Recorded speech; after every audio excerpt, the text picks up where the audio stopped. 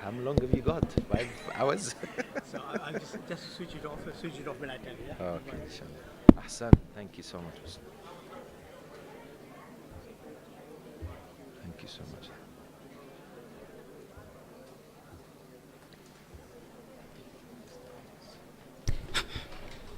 أعوذ بالله من الشيطان اللعين الرجيم بسم الله الرحمن الرحيم.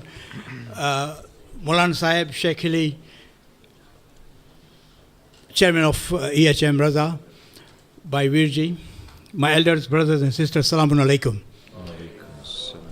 Welcome this morning, or rather this mid-morning, to this seminar. We are sorry we are a few minutes late, but that shows that there was overwhelming people who came in here. We will start today with the recitation of Quran by Sheikh Hili. Please welcome him with Nare Salawat ala Muhammad wa ali Muhammad.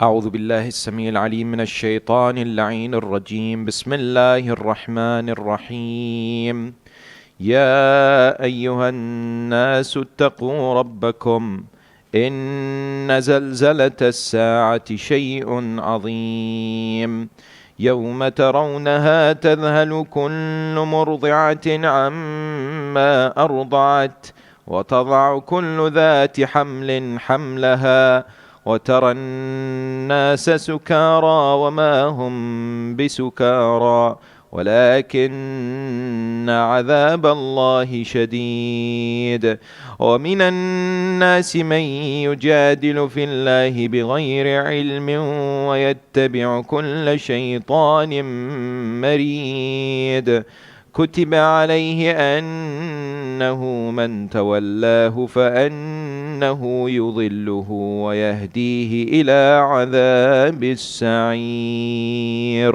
آمنا بالله صدق الله العلي العظيم صلوات اللهم صل على محمد وآل محمد. Maulana Sahib, Sheikh Ali, Chairman of EHM, my brothers, my elders, my sisters, and welcome Maulima Rosemin Kimji, who is with the ladies, who is traveling with us as well. Assalamu alaikum wa rahmatullahi wa barakatuh. Indeed, it's a great pleasure to introduce you to the team first and foremost, I would like to introduce you to Maulana Kalbe Abbas Sahib, sitting next to us. He doesn't need an introduction. A veteran Haji, mashallah. He has done many Hajj, probably more than 30 Hajj, and he has joined us every year. Maulana Sahib is our leader, actually, and he's one of the nicest persons that I've actually had the privilege and the honor to meet. And I pray that may Allah subhanahu wa ta'ala give him even more tawfiq to serve our community for many years more to come, inshallah. Please pray for him, for his good health. Maulana Sahib is the most knowledgeable person in fiqh and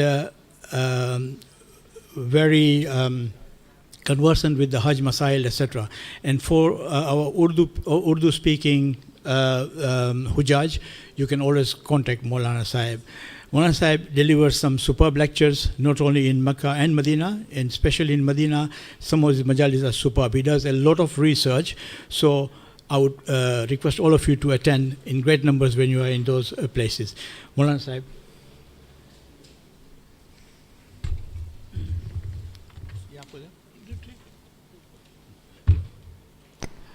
Please welcome Maulana Sahib with a Nare Salawat. He will just put us in the right mood for the spirituality. أعوذ بالله من الشيطان الرجيم بسم الله الرحمن الرحيم الحمد لله رب العالمين والصلاة والسلام على سيد الأنبياء والمرسلين وعلى بيته الطيبين الطاهرين المعصومين ولعنة الله على أعدائهم أجمعين رب اشرح لي صدري ويسر لي أمري واحلل عقدة من لساني يفقهوا قولي أما بعد قال الله سبحانه وتعالى في كتابه المحكم ان اول بیت وضع للناس للذی ببکۃ مبارکا وہدی للعالمین. صلوات بھیجیں. رسپیکٹیبل مولانا برادر ہلی اور ہمارے جو حج یورپین کمپنی کے چیئرمین رضا بھائی، کاکا بھائی، خواتین حضرات، مومنین کرام، السلام علیکم ورحمۃ اللہ وبرکاتہ. حضور زیادہ وقت میں نہیں لینا چاہتا، صرف اتنا عرض کرنا چاہتا ہوں کہ ہمارا یہ گروپ جو ہے آج سے اپنے آپ کو وہ حاجی تصور کرے. آج سے آپ کیا ہیں؟ حاجی ہیں.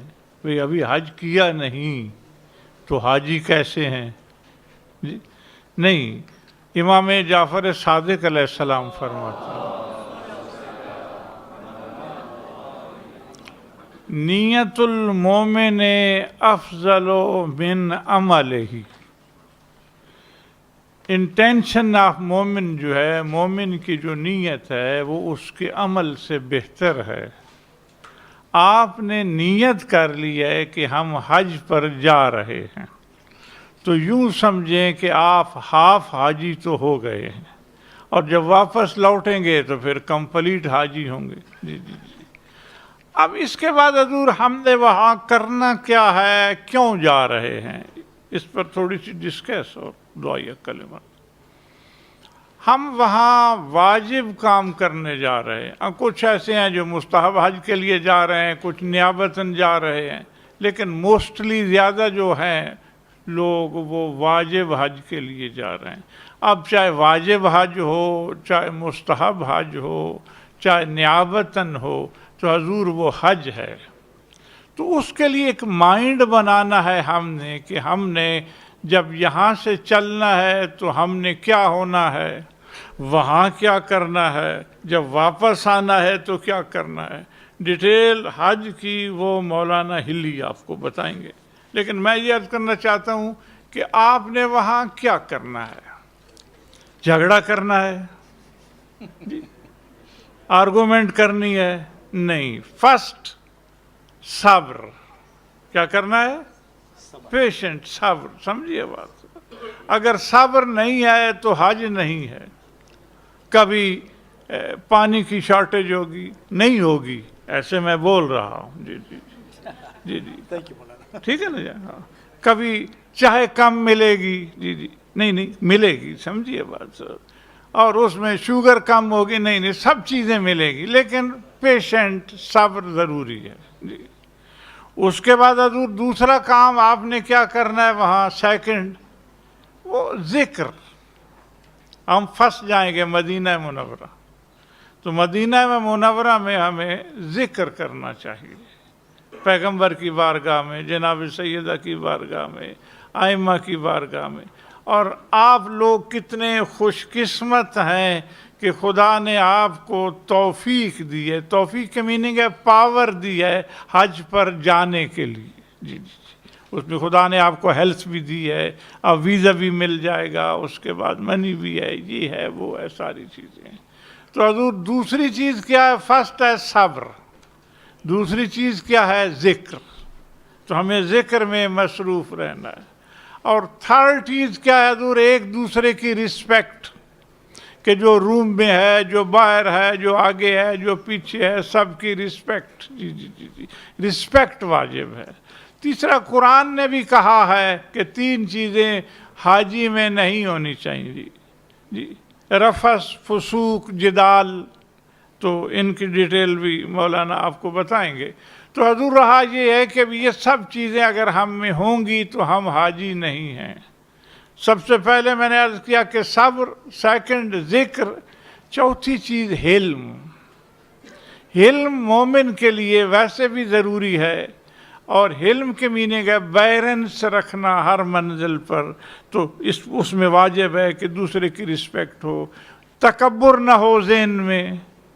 چوتھا یہ ہے حضور کہ ہم سب وہاں جو ہے ایکول ہیں.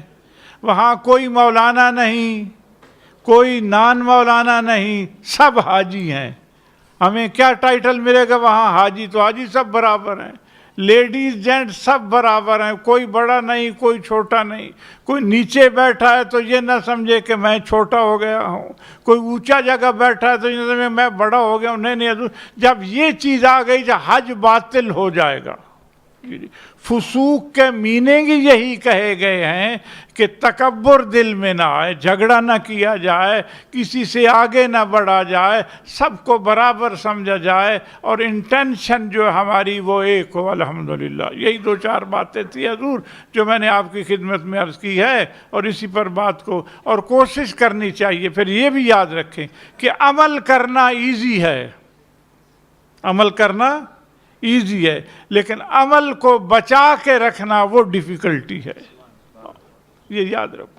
میں مسجد بناتا ہوں، آپ مسجد بناتے ہیں، مسجد بنانے کے بعد منی دی، سب کچھ کیا، اور ایک لمحہ کے لیے بھی، 1 سیکنڈ کے لیے مائنڈ میں یہ لے آیا کہ یار یہ میں نے جگہ نہیں بنانی تھی، مسجد نہیں بنانی تھی، میں نے اپنا جو منی ہے وہ ویسٹ کی ہے، تو اسی وقت وہ میرا ثواب ختم ہو جائے گا.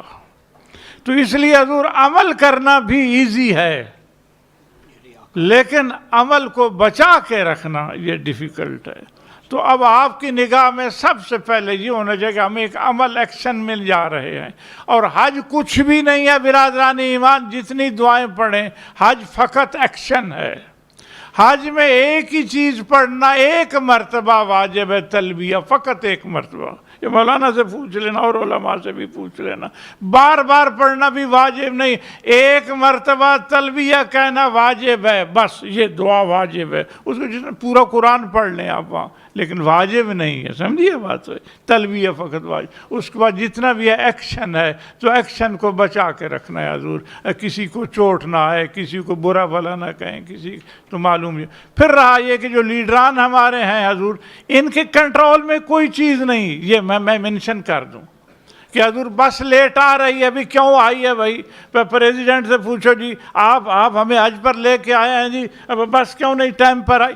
حضور ان کے کنٹرول میں نہیں ہے، وہ سب سعودیہ کے کنٹرول میں ہے، اور سعودیہ تو اللہ کے کنٹرول میں بھی نہیں ہے. صلوات پڑھ دو. سمجھی بات؟ تو اس لیے یہ ذہن میں رکھ لے کہ ان کے کنٹرول میں نہیں ہے. بس ٹائم پہ نہیں آئی اور حضور فارغ نہیں کر رہے، اور یہ ایئرپورٹ پر ہم کھڑے ہیں تو ہم بس میں بیٹھے ہیں، یہ ادھر کیوں بھاگ رہے ہیں، یہ ادھر. یہ سب چیزیں ہم نے آنکھوں سے دیکھی ہے، اور آپ بھی ماشاءاللہ اس دفعہ دیکھیں گے. دعا مانگیں پروردگار ہم یہاں سے خیریت سے چلیں، خیریت سے واپس آئیں. خدا ہماری حج قبول فرمائے، اور ہمارے بزرگ جو وفات پا چکے ان کے لیے دعا کر سکیں، ان کی خدا مغفرت فرمائے. جی اسی پر میں بات کو تمام کرتا ہوں. وما علینا الا البلاغ. Muhammad wa ala Muhammad. Thank you, Maulana Sahib. And please, while you are there, talk to Maulana Sahib all the time. He will be available. He can share a lot of knowledge with you. Okay. This year we are very proud and privileged to have Sheikh Muhammad Al-Hilli, who has joined us after 2 or 3 years gap. He has been our English-speaking Maulana with the EHM for many years, and he had a gap of 2 or 3 years. He took a few, I think he was going to Iraq at that time. Yes? Yeah, okay. So, Sheikh Hilli does not need an introduction. He's a very international, renowned scholar. He's a pharmacist by profession, like both of us here. So, but he goes regularly to Ziyarat of Imam Hussain alayhi Islam. He takes groups. He's always lecturing. You will see him in the haram of Imam Hussain, Imam Ali, and all those harams, and he's lecturing there in a big way. He pulls a lot of crowd because of his knowledge, etc. He is a very renowned Zakir of Ahlul Bayt alayhi salam. Okay, you will see him many times on TV discussing the fiqh, tafsir of Quran and all that. So this is a massive privilege for us to have him with us for the time of Hajj. So you will be able to interact with him on a one-to-one basis. From what I know of him and known him for so many years, it's a privilege and honor to have him as a very nice person. And I've learned a lot from him, and he is never shush you away. He will always talk to you and give you the time of the day, regardless of whatever time you contact him. Please don't call him at 2 o'clock in the morning in the room, but even then, he will answer you. Yes, Sheikh? Okay, so I will not ask Sheikh to speak to you now. He has got a special session on the spirituality aspect of Hajj. He will give you the introduction and put you in the mood and how to prepare for Hajj. Is it okay? Please welcome with a big Nare Salawat. Allah Muhammad wa ala Muhammad. Bismillah ar-Rahman ar-Rahim. Respected Maulana, Mu'mineen, my dear brothers and sisters, Hujjaj, the guests of Allah, Assalamu alaikum wa rahmatullahi wa barakatuh. So I will not speak, because if I start, I can't then stop probably. But all I can say is, Alhamdulillah, this morning my Urdu has got better. So I've understood much of Maulana's speech, and I think my Urdu has progressed better in the last few years. The more I accompany Maulana's Urdu is, mashallah, very understandable. So it's an honor and privilege to be with you all, and inshallah we'll speak later on some of the tips and how we can prepare effectively, as well as answer any of your questions that you may have as well for the next few weeks before the wonderful journey of a lifetime begins, inshallah. Thank you very much, Sheikh. We have also Maulana Sayyid Muhammad Naqvi with us. He'll be joining the 3-week Hajj group from Medina, and he'll be with us in Makkah for a couple of days. And then Sheikh Hilli and Sayyid Makki will take over. There's Sayyid Makki as well is going to join us. He is also another scholar, a very good friend of Sheikh Hilli. He has accompanied a lot of groups for Ziyarat as well, and it is a privilege to have them with us as well. This year we are also lucky to have Maulima Rosbin Kimji. She has joined us in the EHM for normal Hajj, but this year she's coming in as our Mu'alima, and special sessions for the ladies there. She's been teaching for the past 35 years, held seminars, workshops, travel all over the world reciting majalises, etc., and regularly contributed to the Islamic Shia channels. Sorry. She holds classes for ladies, youths in the community. She teaches tafsir of Quran, Najul Balaga, Islamic history and ethics.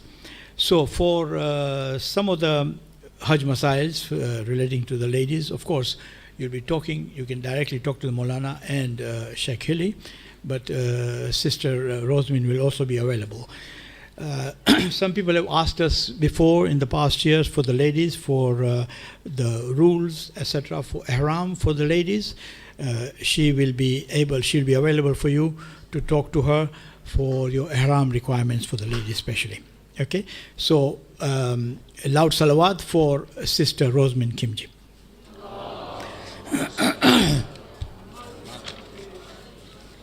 Can we have another page, please? Now we're going on to the list of volunteers. I won't be too long now, very quickly. We have Brother Ahmad Dungarsi, who was our previous leader for the past 30 years. In fact, he was a dynamic personality. Started the EHM and led this group for the past 30 years, except last year Raza took the difficult task, but a very highly disciplinary man, very organized, selfless community worker. Ahmad Bhai is very, very well known and a great leader. Unfortunately, because of his health, he could not join us last year. Unfortunately, he's not joining us today either. He was expected today, and I was going to give him 5 minutes, but apparently he hasn't turned up, because he normally would have taken another extra 20 minutes, so it's good. Anyway, a loud salawat for Ahmad Bhai, yeah? Another veteran is Nazir Bhai. Nazir Bhai Virji is another of our Hujjaj who has been with us for the last 30 odd years. This group that we are talking about, we have been together going to Hajj for almost 30 years. You know, 1 or 2 breaks, but all of us have been together as the same core volunteer group, you know, for the last 30 years. And Nazir Bhai is part and parcel of it. He is the electronic doctor. When we'll give you the radio, you'll realize and appreciate what he has done for the thing. He puts the bags, the pebble bags. Oh, there he is, Nazir. We talk for him, mashallah. Salam. Nazir Bhai, yeah? Unfortunately, he had a health issue this year, so he underwent some major medical emergency. So he has been asked to rest for next 3 or 4 months. So very sadly, he's going to be missed. He's not going to join us, but kindly pray for him for a quick recovery, because I really want him back. He's my my mate as far as the programs are concerned, and Nazir and I normally go and tout around, go to the haram, choose the space for programs, etc. Can you please give a loud salawat for Nazir bhai?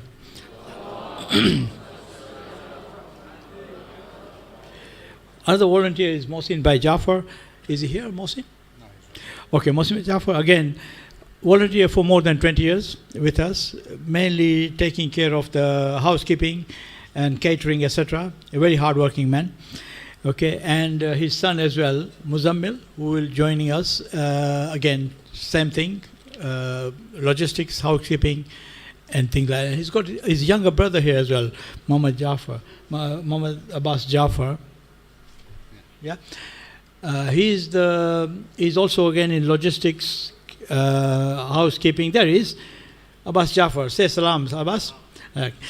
So you will see him around all the time. Yeah, wherever you'll see him, he'll be all over the place. Downstairs, suddenly you'll see him upstairs. He's doing all sorts of chores. Yeah, fixes all our electric wires and things like that, and generally helps out.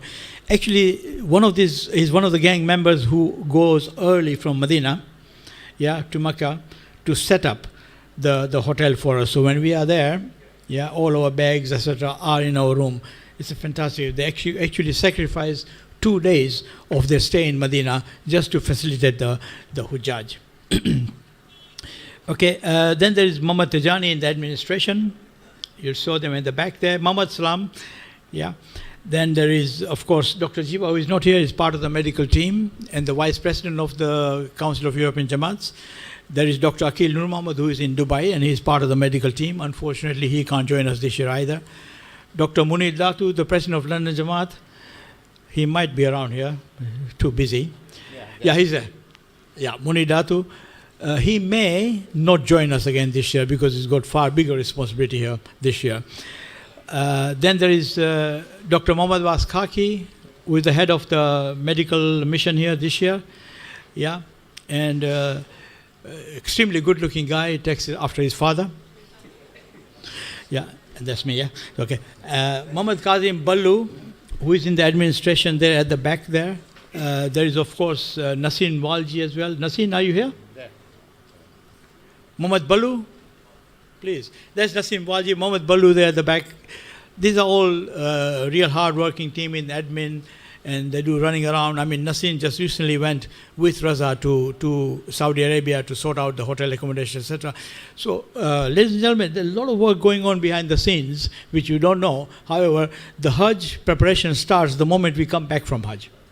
So, this Hajj preparation started, yeah, by Raza et al. And the whole team, actually. Immediately when we came back, we had one audit meeting, followed straight away by preparations for Hajj.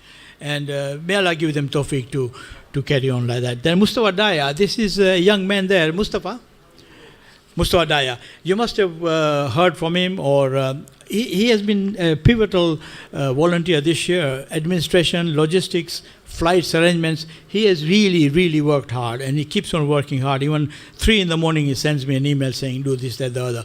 So Mustafa, thank you very much for your services.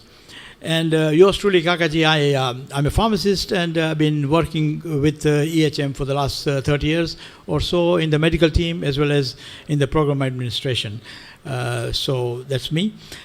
Sister Khadija here, she was our regular Hujjaj with EHM, and last year she took on the responsibility to look after the ladies.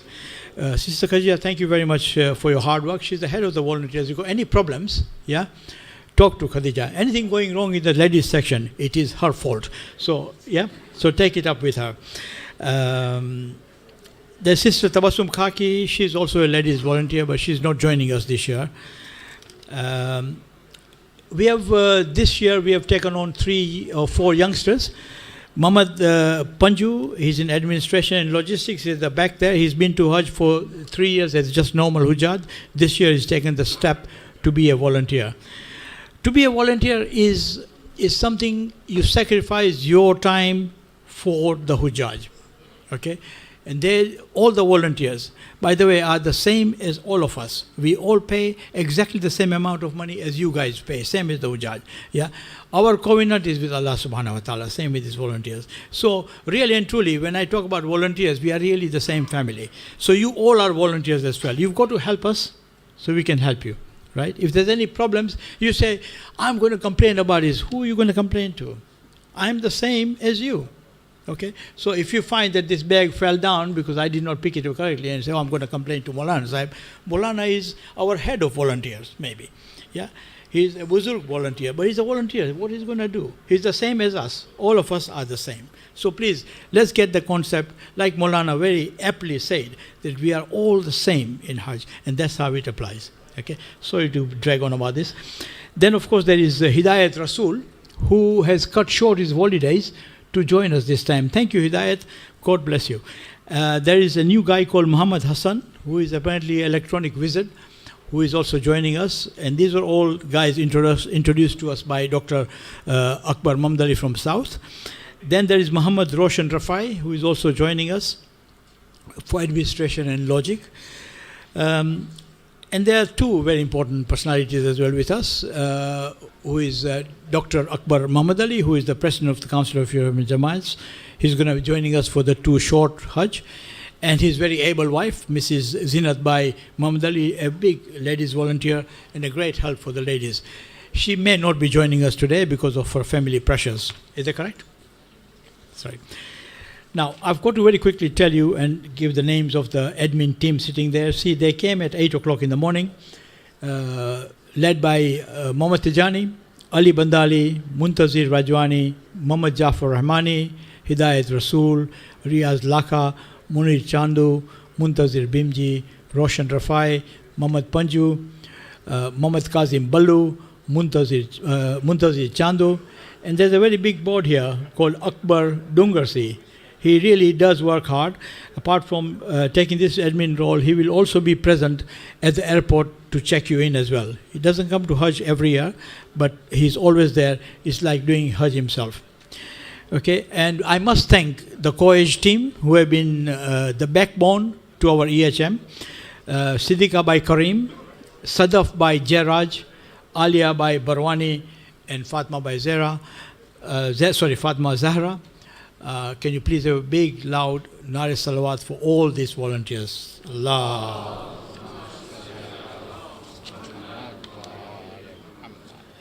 You might wonder why I have left somebody out. There is a reason for this.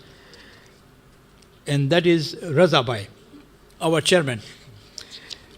Raza Bhai is a selfless individual who has worked shoulder to shoulder with Ahmad Bhai.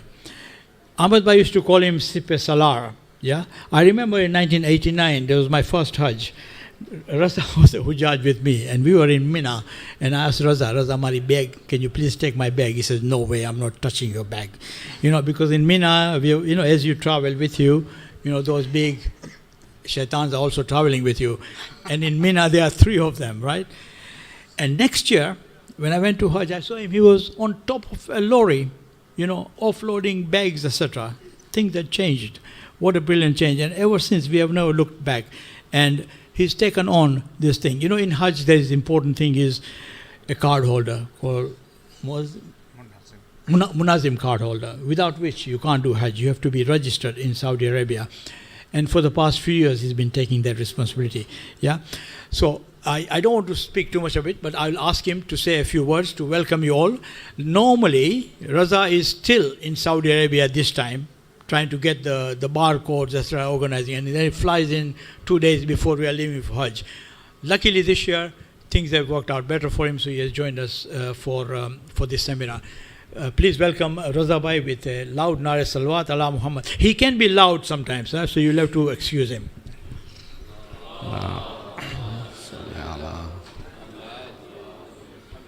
A'udhu billahi min shaitanir rajeem. Bismillahir Rahmanir Rahim. Maulana Sahib, my elders, brothers and sisters, Assalamu alaikum.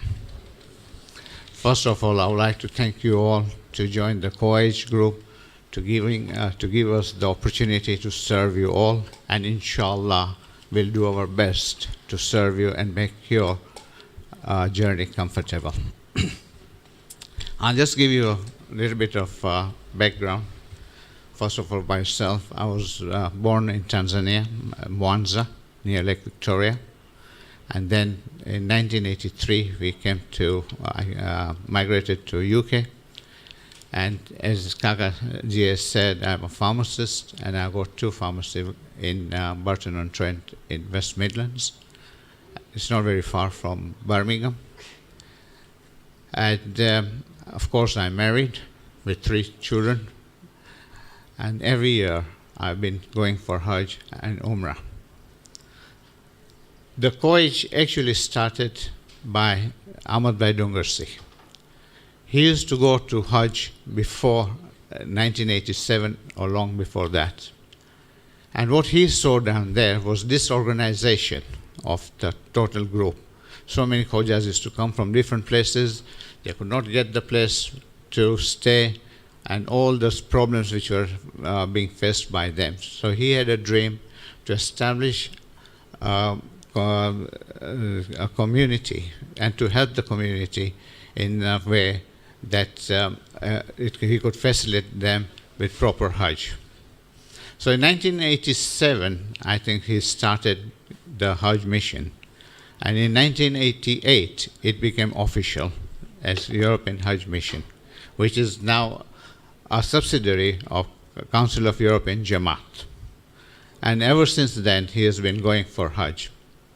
And he used to go for Umrah as well in order to first arrange the barcodes, etc., to get the visa.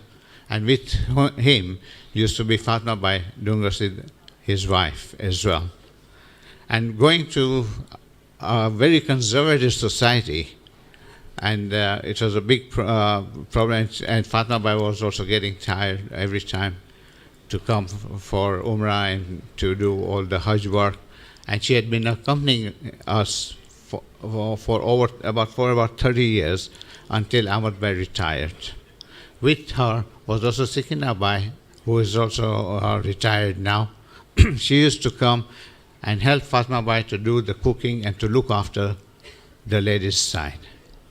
After his retirement, I became the chairman. I was elected by the committee and appointed by the president to be the chairman and the Munazim card holder. In Saudi Arabia, nowadays it's become very difficult. You cannot go on your own for Hajj. You have to go with a group. And they have made a law that we can only take the British passport holders and we cannot take anyone from outside.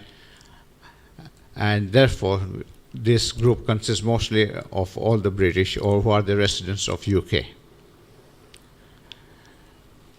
Alhamdulillah, by the grace of Allah, I've been given this task, and I go for Hajj every year, as I mentioned, and I also go for Umrah at least once or twice a year to sort out all the accommodation problems, etc. This year, as you know, there are going to be 2 groups. One is the short group, which is going to be led by Nasin Walji, who you have been introduced, Ashu. And another one, the long one, will be myself, who will be leading the group. If there's any problem, any time, please do not hesitate to contact us. There are 15 volunteers. Go to them, tell them what problems are, and we'll try and inshallah solve all the problems. Now, there's one question which my friends, they always ask. Why do you go for Hajj so many times? Why do you want to continuously go and sacrifice your time, your money, etc.? Let me tell you one thing. 1989 was my first Hajj, right? And when I finished my Umrah, and when I was coming back home, I saw one gentleman who was struggling to drink water. He had no hands. So that time, I just looked at him, and he was hoping that somebody would help him. And then I took a glass of water and I asked him, "Do you want water?" He said, "Yes." And I helped him to drink that water. And then I asked him, "Are you hungry?" He said, "Yes." I took him to the restaurant, and I also helped him to eat the food, etc., and then we dropped him home. That was my turning point. I felt so happy, and I felt so peaceful in my heart, right? And that was the time when I decided I will try and help as many people as I can in my own capacity. Last year again, I had my son. They had delivered a twin. They were only 24 weeks. There was no chance or hope for them to survive. And it was the night of Arafat. I sat there and I told my son that, look, this is Arafat. I'm in Arafat right now. And I'm going to pray here tonight and let us see what happens. And you won't believe it. The next day when I went to the Qurban Gah to do all the Qurbani after hitting the shaitan, etc., I got a phone call from my son saying that both the children are now breathing properly and they are all right. And that was the dua of Arafat. And I've got full faith in that if whenever you go, and if you are willing to change yourself, and inshallah your Hajj will be accepted. There's no way Allah will send you back without being in a mayus way or in a sad way. So, without wasting any more time, I'll hand over the mic to Kakaji because we've got a long seminar, and hopefully you will get the benefit of this seminar. We'll be here. If there's any question you want to ask, please do not hesitate to contact me.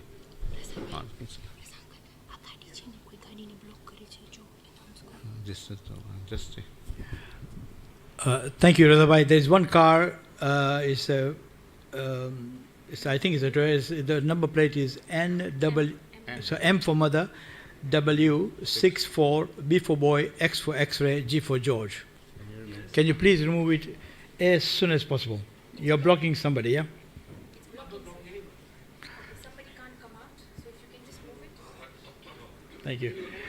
Okay, Raza Bhai, that was quite a moving speech. Thank you very much indeed. And so now it is quite clear that when I'm in Mina again, Raza will pick up my bag, okay? Okay. So there we Alhamdulillah. Actually, it was quite a shock. Raza was very upset last year in Arafat, and he told us, and all the Hujjaj, EHM and others were praying for the twins, and Alhamdulillah now they are kicking and running around, Alhamdulillah. So it is a miracle, and trust me, and I think I don't want to take the thunder away from Sheikh Hilli, but he will explain to you the miracles, what happened in Arafat and what happens, if you are truly asking to Allah subhanahu wa ta'ala, because you'll be talking to Allah on a one-to-one basis. There won't be any interference, okay? And that's the beauty of it. And he will elaborate much more with that. So today's program, we have gone through the initial stage of speeches, etc. These are the things that are required. Okay, so I'm starting with the seminar in a few minutes. We'll follow by a question and answer session of any problems you might have. We'll have a quick talk by the medical doctor who will coming in, and then Sheikh Hilli will elaborate on the spiritual aspects of Hajj, followed by any question and answer session. He will actually prepare you, for to go to Hajj, and then we'll have lunch. Before that, we'll have namaz, wudu break, namaz, lunch, and then you will have your bag collection, etc.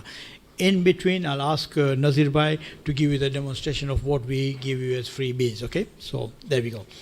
So, the next slide, please. Okay, so we have, like I say, like we stated earlier, that from today, we are one big family, yeah? And we will remain family forevermore, inshallah, but from now all the way up to Hajj, etc. Like Sheikh Hilli and Maulana mentioned, that you make, in the gist of it, that you made your niyat to go for Hajj. So obviously you are the guest of Allah subhanahu wa ta'ala, and Allah subhanahu wa ta'ala will start looking after you. He always does, but even more so from now to Hajj. So don't worry about anything. You made the right decision, okay? And you'll be safe all the way through. Don't worry about the adversities of whatever happens, and you hear this, that, the other. You are in the hifazat of none other than Allah subhanahu wa ta'ala, and nobody can take it away from you. Okay. So, like I said, once again, I'm emphasizing on this because we have to work with each other. Yeah, there are certain things that you may not like about me, you know, like Maulana said, patience, tolerance, etc. Just work together. Like Raza Bhai said, anything you need, talk to us. There's no need, you know, to keep it to yourself. Talk to us, we can discuss. We're all together here. You must kindly follow our instruction. We have got 30 years more experience, okay, of going to Hajj. Collectively, you are talking about hundreds of years of experience, if you look at it critically. So we probably know exactly what is happening around the place, except for some changes which just have come in. So if we give you the instructions, there is some reason why we give you those instructions. If you can kindly follow the instructions, okay, and we can go forward. So this year there are two groups. One is the short group and one is the long group. The long Hajj group will be between 6th of August and we are coming back all together on the 28th of August. The short group will leave on the 11th of August and will come back on the 28th of August. The groups will be separate only in Medina because we, the long group Hajj, will be in Medina first, followed by the short group will come in, and then the short group will join us in Mecca, and we'll all be in one hotel. Okay? And we will return on the same day, which is the 28th.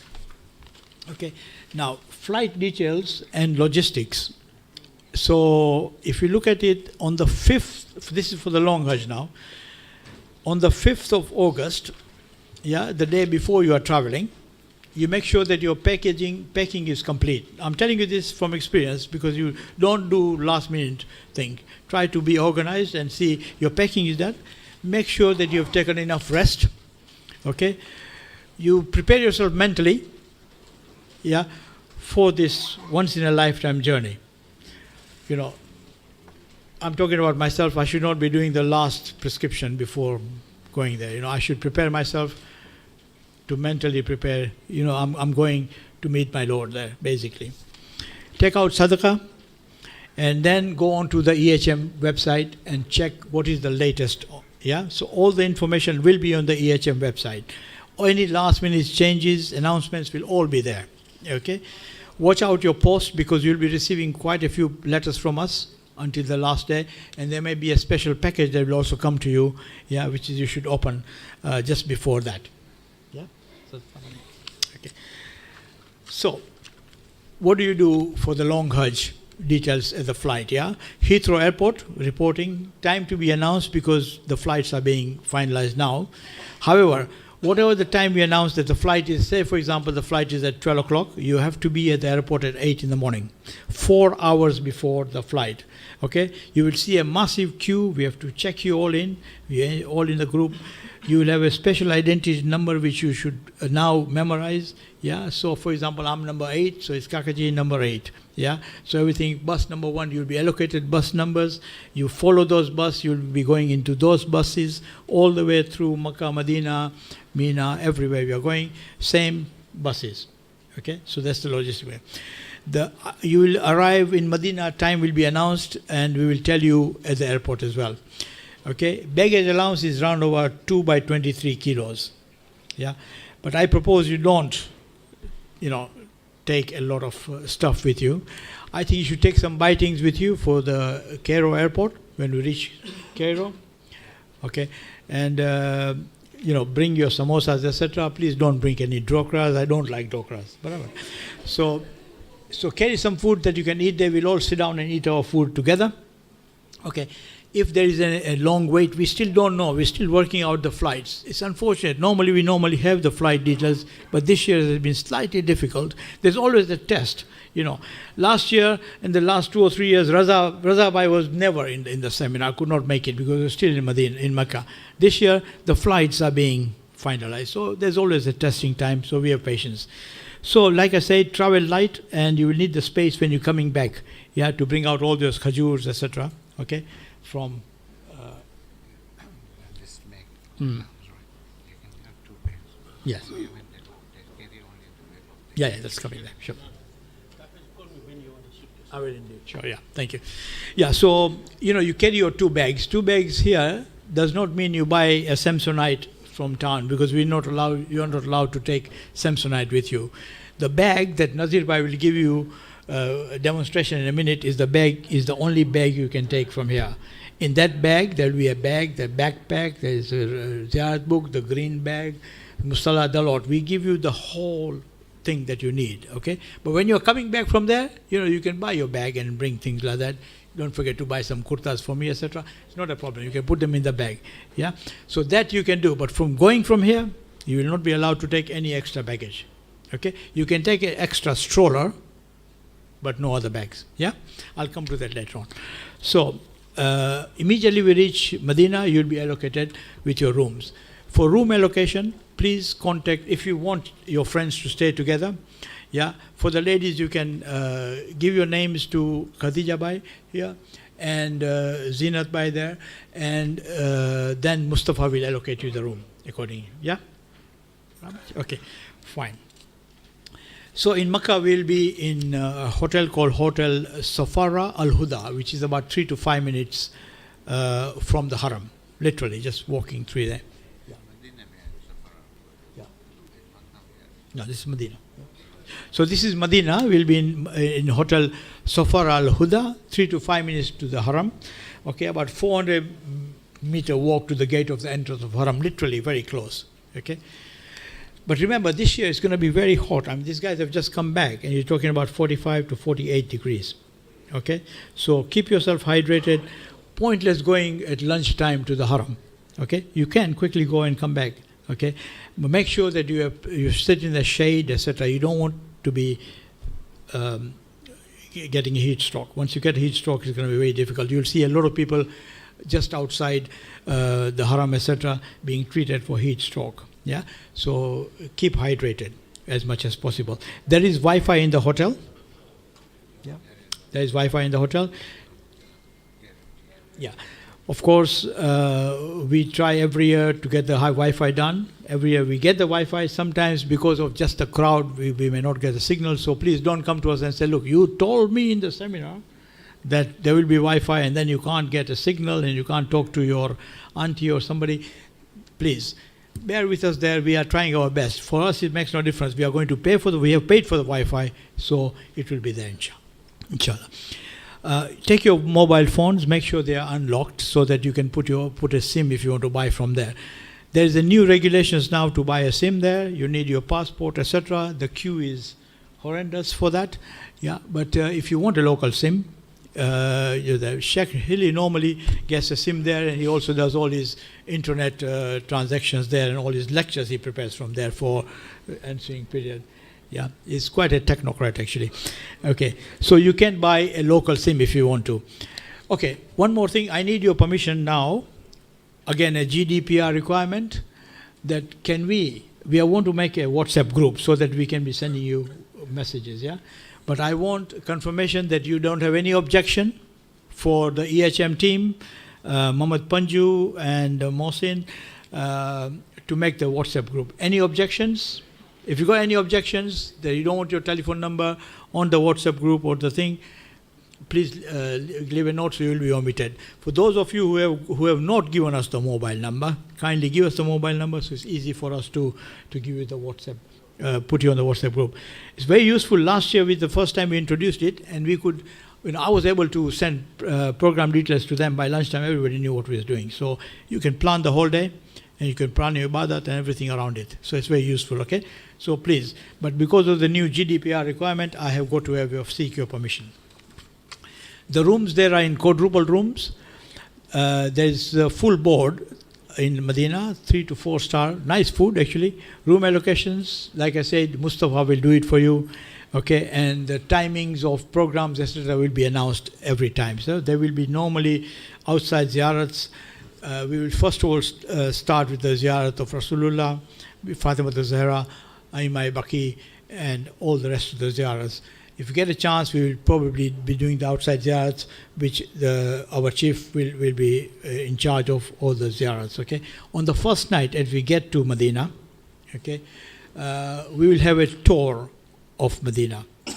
So we will take you, the Haram is now, mashallah, very big. The whole area is about 15 to 20, or maybe half an hour's walk, the whole circumference of the whole parameter of the whole place there. So we'll give you historical importance of different places yeah, in Medina. Yeah, so when you see the green dome, where was the Ark of Jibreel, where did we get this, where he, etc. Everything that we know will be given to you factually. In the meantime, I propose you read as much as you possibly can. Google Medina. Ask Sheikh Hilly, he's well conversant with Medina and the historical facts. Okay, so please utilize his knowledge, and he'll help you, guide you. So that's the first night. That will be the spiritual thing. In a day or two after that, we will be doing the outside ziyarats. And one of the most important things about outside ziyarat is that when you go to Masjid al-Quba for 2 ruqa' namaz, yeah, is the thawab of 1 whole umrah. Okay, Sheikh will elaborate further on that. Yeah, so you make sure that you do join the group. Okay. Now, again, important thing comes on logistics. Raza will be in charge of this. Yeah, and he will not accept it if you are late. And the reason is not that he's a nasty guy. The thing is, he doesn't like it because, for example, all the group is downstairs. 2 people are missing. They don't turn up, or they're fast asleep in the room. It's not fair. The whole group can be delayed. The moment you are delayed by, we have done the timing for so many years, so we know exactly what time to go there to avoid the rush. Okay. Now, if you are late by half an hour and you get 20 buses from the Iranian Hujjaj, you are in trouble. You will not be able to get in to Masjid Quba, for example. And the place is very big. And to handle 150 Hujjaj, or in this case it will be 85 Hujjaj, 65 in the short Hujjaj, yeah, it can be difficult, very trying. Plus, remember, the temperatures, 48, 45 degrees. Second thing is, whenever we go to ziyarah, for example, if you go to Ohad, please don't take your books with you. We'll give you all the ziyarat books like this, yeah? There's no need to stand there and do the ziyarat outside there because they are watching you, okay? They take your books away. It's all biddat for them, right? So in the buses or wherever, Sheikh Hilly and the spiritual team will actually do the ziyaras for you. We have got some good reciters here, Muhammad Was Kareem and Sayyid Makki and others, who will do the ziyarat before that. Okay, and you can, of course, in your rooms read the importance of it. In fact, what I suggest you do is look at the ziyarat books this year. Okay, go through each and every ziyarat, look at the emphasis of the ziyarats, how were they delivered, what are the emphasis of it, and Sheikh Hilly will elaborate further on that, how important it is for this particular ziyarat. Okay, I would also propose one more thing for youngsters. I'm encouraged to see so many youngsters. Prepare yourself. You look at the dua programs. For example, if you've never recited Dua Shabaniya, for example, or Dua Mustashir, right? Learn or try to practice it, and I'll give you the opportunity to recite this on the top or in Makkah itself, right in front of Makkah. Can you imagine the armor of the duas that you come back here with yourself, right? I've got one gentleman here who never had recited Dua Mujir. I met him in Makkah and I said, "Are you going to do this?" He said, "No, I can't do it." And now, London Jamaat can't get rid of it. He always wants to recite Dua Mujir. So, something, there is barakah there. If you haven't recited Suratul Yasin in public before, practice. I'll give you a chance in Makkah, in Medina, you got lots of chances, okay? So this is what the improvement is. And Sheikh will, of course, elaborate on the importance of the recitation of the Quran and the du'as in those very important places. Okay, there will be tea making facilities in the hotel. The water bottles will be there in the hotel. Housekeeping, you can have more bottles of water from downstairs when you come in. I'm talking about Medina hotels. Go downstairs in the reception and ask them to give you water. If you got any problems, Mohsin will be there, Abbas will be there, and any of the volunteers you can ask them. But there are 3 volunteers, Abbas, Mohsin and Muzammil. You can ask them and they'll start to help you out on that basis, yeah? Every day you must check the programs. I will announce the program at lunchtime so we are all on the same page. Okay, so, and anybody who is, for example, tired and sleeping, etc., in your roommate, please kindly inform them so we are all together. We are a family, we'll do everything together.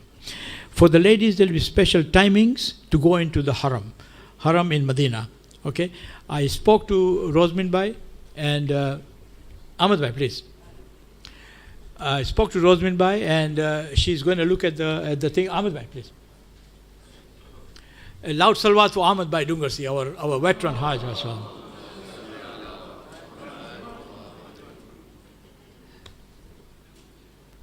Please come.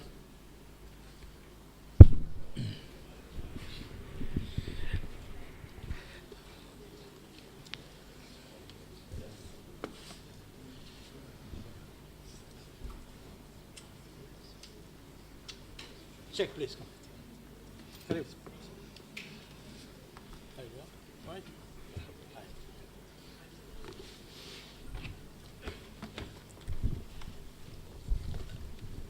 This is a veteran Hajj, Ahmad Bhai Dungarsi, known as Dr. Dungarsi, also Dr. Dangersi. Is our mountain lion called Dungarsi. Dungarsi, mountain lion, yeah. Actually, he's a very highly respected gentleman from the whole of Makkah Medina. They know him. All the organizers know it. All the muassasas who are the thing, they know him very well. Fully conversant with that. And welcome, Ahmad Bhai. So I was talking about the arrangements for the first visit to Masjid Nabawi early, Baqi and outside Ziyarah that we've done already, yeah. So before we leave for Mecca, okay, and before you become Muhrim to go to Masjid al-Sajra to wear your ihram, etc., we'll have a full seminar on the Masail of Umrah Tamattu will be arranged in the Hajj, in the hotel, right? For those people who have not bought or don't have the ihram, we will guide you how to buy the ihram in Medina, so you don't have to worry about that. We'll show you, and we'll also first give you a demonstration of how to wear the ihram. This was the job of Ahmad Bhai, but now I have to take it over, unfortunately. It's fine. As far as the rules for Jama'ah prayers are concerned in Medina, whether we can follow Jamaat Namaz there or not, Sheikh will kindly elaborate on that today, yeah? But remember, I will be making all the announcements on a daily basis to keep you fully informed. Okay? Now we are ready to go to Mecca. So we depart from Mecca. Okay, we have to depart after the sunset because of the ruling. So we'll go to Masjid al-Shajara.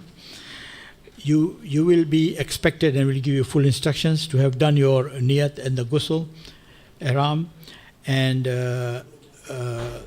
you will not do the niyat until you go into the Masjid al-Sajra, right?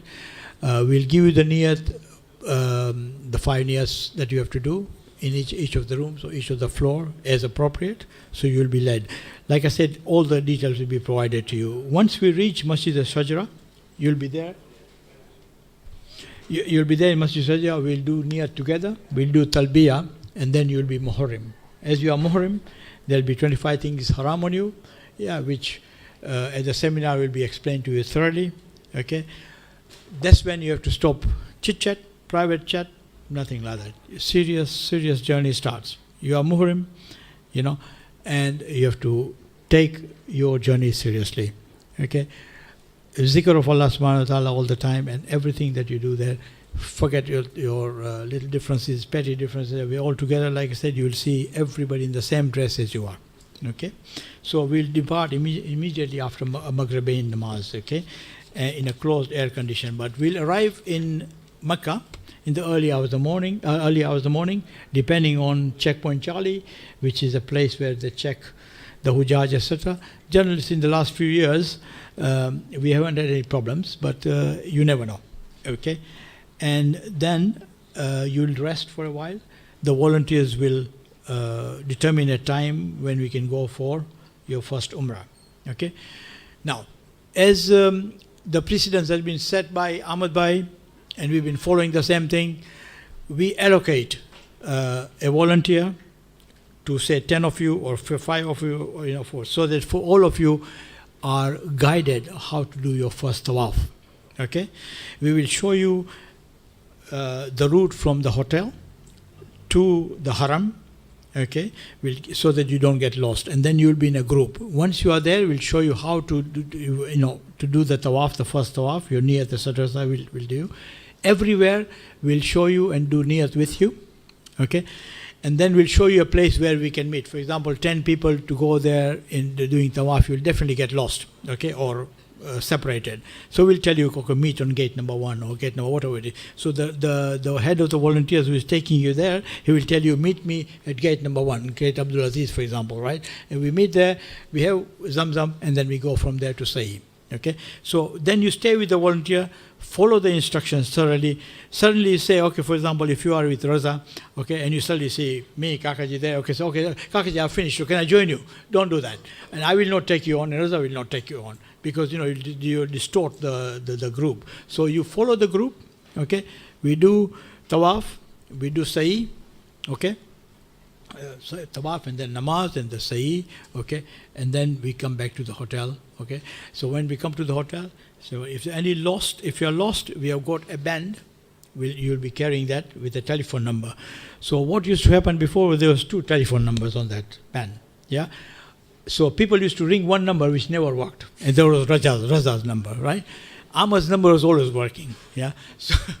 So luckily, this time now Raza has charged his battery. So the voice is working because Ahmad said, I can't answer the call. I'm in London now. So anyhow, so that telephone works. And Ahmad will watch for this. I mean, there have been times when people have got lost and they've called him. And they say, okay, I'm here. So he will say, okay, come to the Palestine Hotel or whatever we are, and we pick him up. Raza will go with his gang, or Ahmad will go with his gang, or delegate to go there. And Raza has done the same last year. For example, somebody got lost, so we say, okay, fine, where you are. It's not, you will not get lost really as such, yeah, and whatever. And if you can't, if you don't have a phone number, ask anybody there. There are really nice people there. They will lend you their phone, and you can call somebody, and you can call the hotel. Okay, so you've done Umrah Tamattu now, and you come back. The Makkah hotel is about 15 minutes away from Haram. Okay, even with this rush, 15-20 minutes, which is a fantastic location compared to other groups. Okay, we have daily namaz-e-jama'ah there, led by Maulana Kalbi Abbas Sahib. This will be followed by Suratul Yasin, Marsiya, and there'll be 20 minutes lecture by Shakhili, basically. Okay, and then there'll be homemade lunch. So we'll all have lunch, and after that it's free. This year, because we have, alhamdulillah, a few scholars with us, there will be tafsir of Quran classes as well. But we'll determine it with the timing when we get there, and you know how much time the scholars have got in the hand. There will be a ladies program as well in the morning, which will be taken care by Sister Rosemin. Okay, so we'll work out the logistics of the program and we'll announce accordingly, and the subjects as well. I should also give you those things. Okay, so there will be breakfast tables on all the floors, 2 floors, one for ladies and one for gent. Each floor normally takes 40 people, and we are on 2.5 floors. Normally, we never used to provide dinner because people used to have a choice to eat steaks, etc., in Zamzam Towers, whatever they wanted to eat, you know, Burger King and all that. Yeah. But what we have now is there's another group also joining us there, so we'll have the evening meal as well in the hotel if you guys want to join in. And last year as well we used to have quite good breakfast as well. So same arrangement has been made again this year. So we'll have literally breakfast, lunch, as well as evening meal. Okay, 2 floors have got microwave facility there, so you can take the food and heat it up. Yeah, so it's very, very important that each and every one of us attend the lunch program. That's very important. All of us must attend the lunch program. We don't mind you going out there for Dhuhr namaz, Dhuhrain, yeah, but it's so hot. And you know, Ahmad Bhai used to tell everybody he didn't mind anybody going there, but you'll find out from day one it is so very hot, yeah, to go for, and you might not even get a place to pray namaz, and you'll be outside, yeah, sweltering. So it's best if you join our program, yeah, and then the evening you can go for evening namaz and subuh namaz. Must go for fajr prayers, must go with the prayers. It's just at lunchtime we request you to be with us so we can pass on the message of all the day's activities, etc., all the programs, everything will be announced on that day, yeah.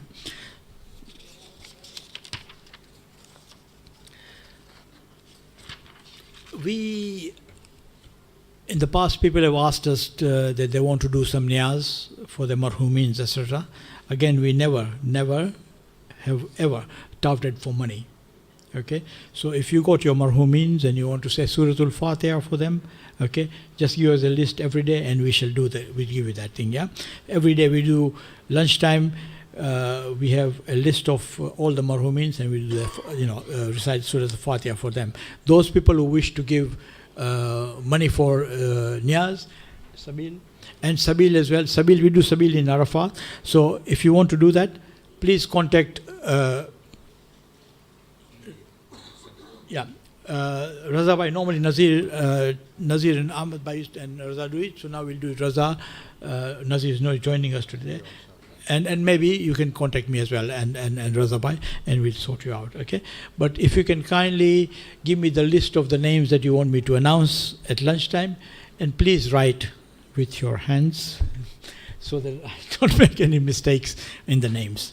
Thank you very much. So what we'll do in the evening then is we'll go and look at a place that will have an evening program in the Haram. Okay, this is every night we'll have a program in Haram. And I'll find out the place we normally sit down and we have a program every evening. It is very important that we attend this program. You're going to recite du'as, some amazing du'as you'll be reciting in the Haram itself, right in front of the Kaaba. Sometimes you'll be tempted to say, okay, I'll sit in the hotel and I'll listen to this, that, the other. But trust me, you are already in Makkah. Yeah? What is stopping you from going into the Haram and joining us as a group? And normally, like Shakili will say to you as well, that a congregational dua, yeah, is acceptable faster, yeah, than on your own.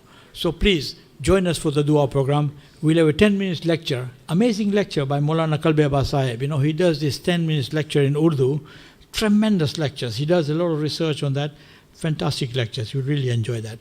This will be followed by Sheikh Hilli lecture for about 20-25 minutes, and then he has an extended lecture there whereby apart from our group, so many other groups join him, and he has a question answer session.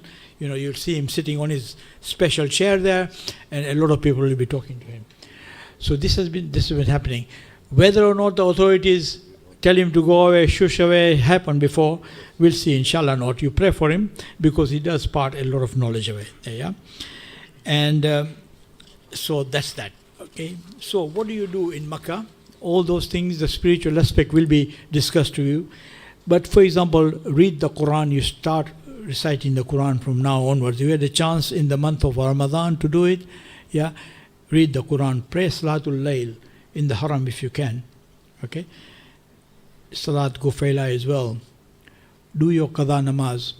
Pray for your parents, dead or alive, those people who have left us in the world.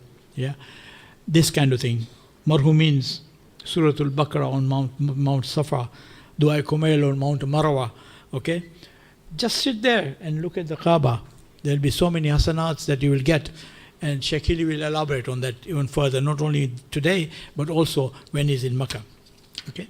So, now we are already in Makkah. We are ready now to go to Arafat. Okay? The night will come, the announcement will come. We are again with the mercy of the Saudi government. Saudi will say, okay, this is 8th of Zilhajjah. Yeah, when they say this 8th of Zilhajjah, we have to follow the instructions. It could be the 10th, but that's the rules. Okay? So we follow that.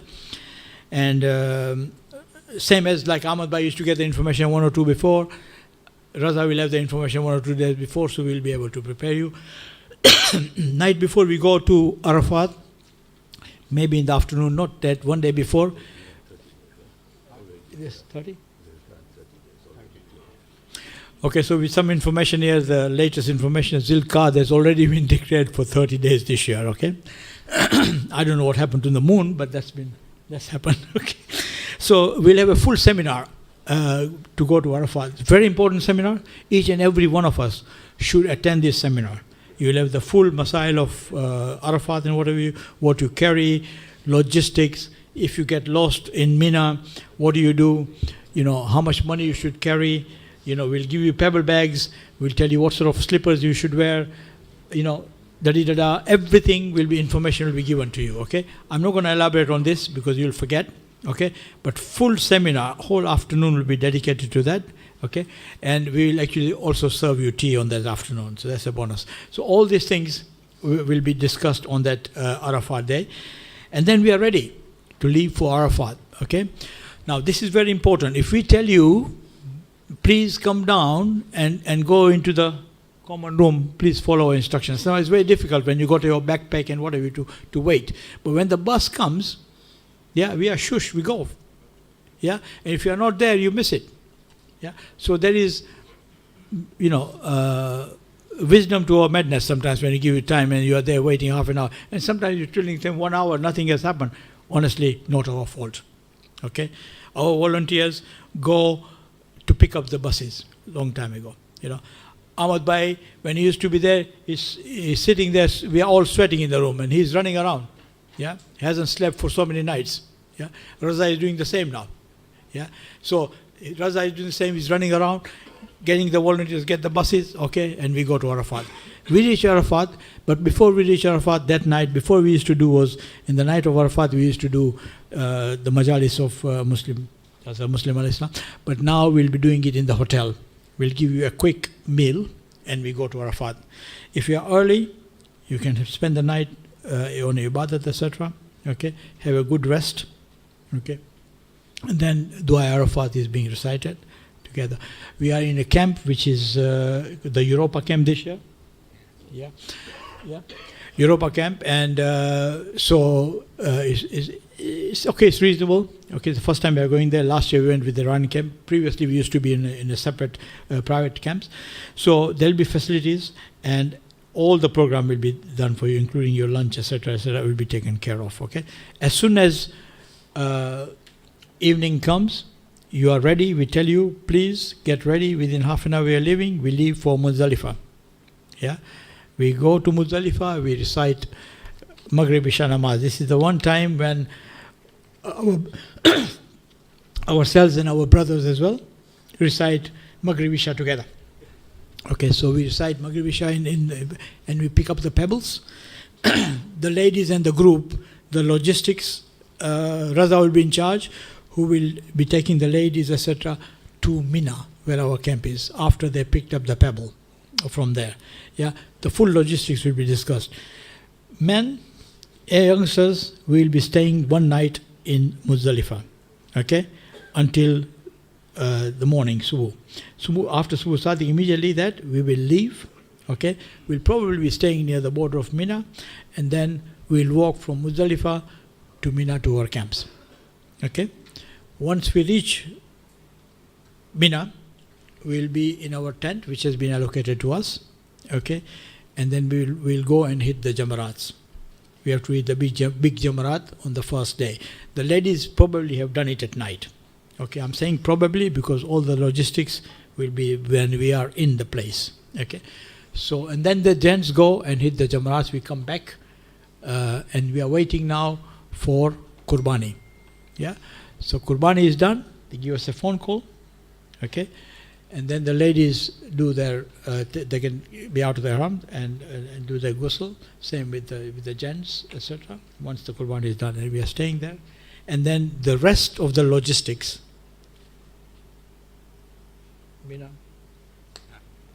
logistics which was after that.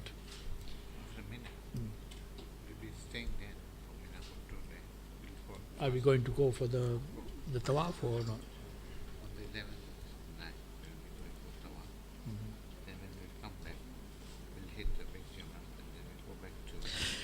Okay, I'll just pass you on to Raza for that logistic leg. Last year we did something different. This year, okay, go ahead.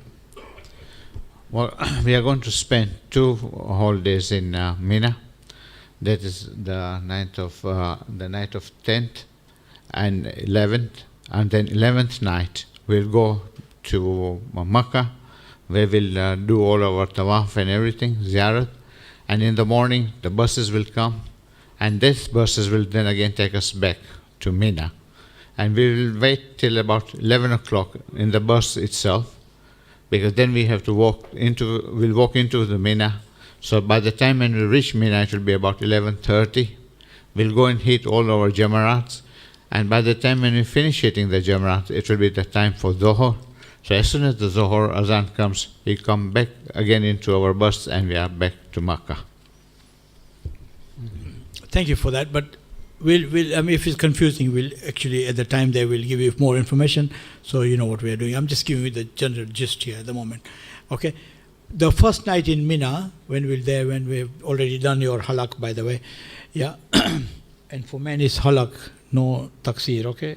All this is going. Okay. So ladies is taksir, for also men, everything. Yeah. All your good-looking hair. Yeah. Okay. Right. So that we'll do. Once we do halak, we'll possibly organize a program to go to Masjid Aqif. Masjid Aqif is another Shahr Allah, another place where it is one of the signs of Allah subhanahu wa ta'ala in Mina. Yeah, Masjid Aqif. You'll see that there will be thousands and thousands of people in the masjid fast asleep when you go. It will be very difficult for you to even do 2 rakat namaz. However, to do a ziyarat of Masjid Aqif, I think is very important. We normally go there. Now this year Nazir is not there. We have to find another donor. But normally Nazir takes us all and pays for donuts, some very nice donuts in Mina.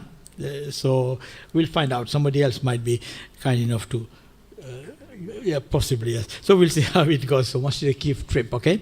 This is a very tough time for us. Okay, this is where Hajj. Like Ahmad Bhai used to say, Hajj is tough, and he is right. Although we, short of doing everything for you guys, we do everything, the volunteers do that, but this is the most toughest part of Hajj, where you have to walk. This time you have to walk 3 to 5 kilometers, okay, in sweltering heat, no jokes, okay, and you're going one way, you're coming back again, okay, and you could be tired, you could be thirsty, etc. So I propose you join a gym now, start to walk. If you don't want to join the gym, make sure you do brisk walking at least 5 to 7 times a week. Yeah, and brisk walking is very simple. 2 things advantages for brisk walking. 1, the health advantage. Yeah, you walk briskly, you break into a sweat. That's a good health issue, right? As a healthy person you become. But you do more than that, so that you train yourself to walk longer. Okay. Now, very simple logistic about this thing is, I wrote it down here, we call it, Hajj is now divided into 2 things. Now 2 things, I call SF, yeah? Spirituality and fitness. You can do your spirituality and enjoy the Hajj if you are fit to do so, right? If you are too tired, you will not be able to do namaz. Now, you want to do so many rakat namaz, is fine. Yeah, there are certain places you want to go to Masjid Aqif, but it's only 40 minutes walk, and you say, oh, I'm not going. But then when are you going to go to Masjid Aqif again, unless you go to Hajj again? Because if you go to Umrah, Masjid Aqif is always locked. Yeah, I've been to Umrah so many times, go to Masjid Aqif, that place is locked. This is the only time when you actually get the opportunity to go inside. Okay, you might have to pray namaz on somebody's back, that's another story. There were thousands of people sleeping there. But you've done the ziyarah. This is the sign of Allah subhanahu wa ta'ala. It's mentioned in the Quran and all the hadith. So there we go. Okay, so fitness, very, very important. I can't overemphasize it. Please start taking it very seriously. Walk. Okay, become fit. Okay, and spirituality will follow. Yeah, so that's it. Okay, now we have done that. Now we are back in Makkah, and we are leaving for Jeddah airport. Again, we'll give you the full logistics on the weights, okay, and how many bags you can carry, etc., etc. Now, the food that you have brought with you, yeah, like chevras and gantias and no dokras, yeah.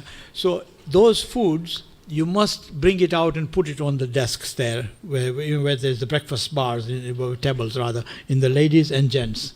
Okay. What used to happen was, on the last day, they used to go to Ahmad Bhai's room and give him 20 boxes of chevro. Ahmad Bhai, you know. So please don't do that. Let's do it there, so we can do it. In Arafat also, we can take quite a lot of your foods that is over, that's extra left out, because then we can distribute it there. Because what the volunteers actually do is they actually go early in Arafat, set everything up, Mina and Arafat, right? In Mina, so the food is there, the urns are there, the tea. So when we get there, there's food and bitings there. Okay, all the food will be provided by us, but this kind of things can be helpful. And those people who are walking, especially the men, okay, in Muzdalifah, we carry some of the foods, yeah? We give you a chocolate and things like that to carry so that you are not completely, hypos, okay, basically. So that's it. Basically, then we arrive in London, and we are kind of complete. London is now complete, okay? Now, what we have done is we have provided you a brief synopsis of what it's all about, okay? All the logistics, etc., will come to you.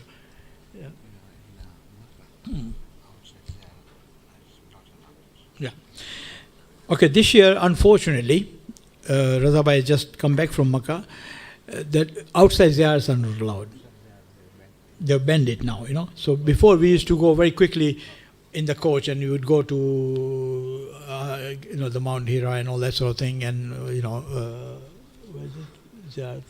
Yeah. All the ziyarats, etc., Janatul Mawla, Masjid al-Jinn and places like that. But we will not be allowed to now. They have stopped banned it this year.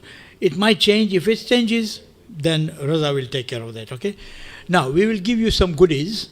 But before I announce Nazir to come along, I would like Ahmad Bhai to say a few words. Ahmad Bhai, this is unannounced, so and he knows that time is of essence.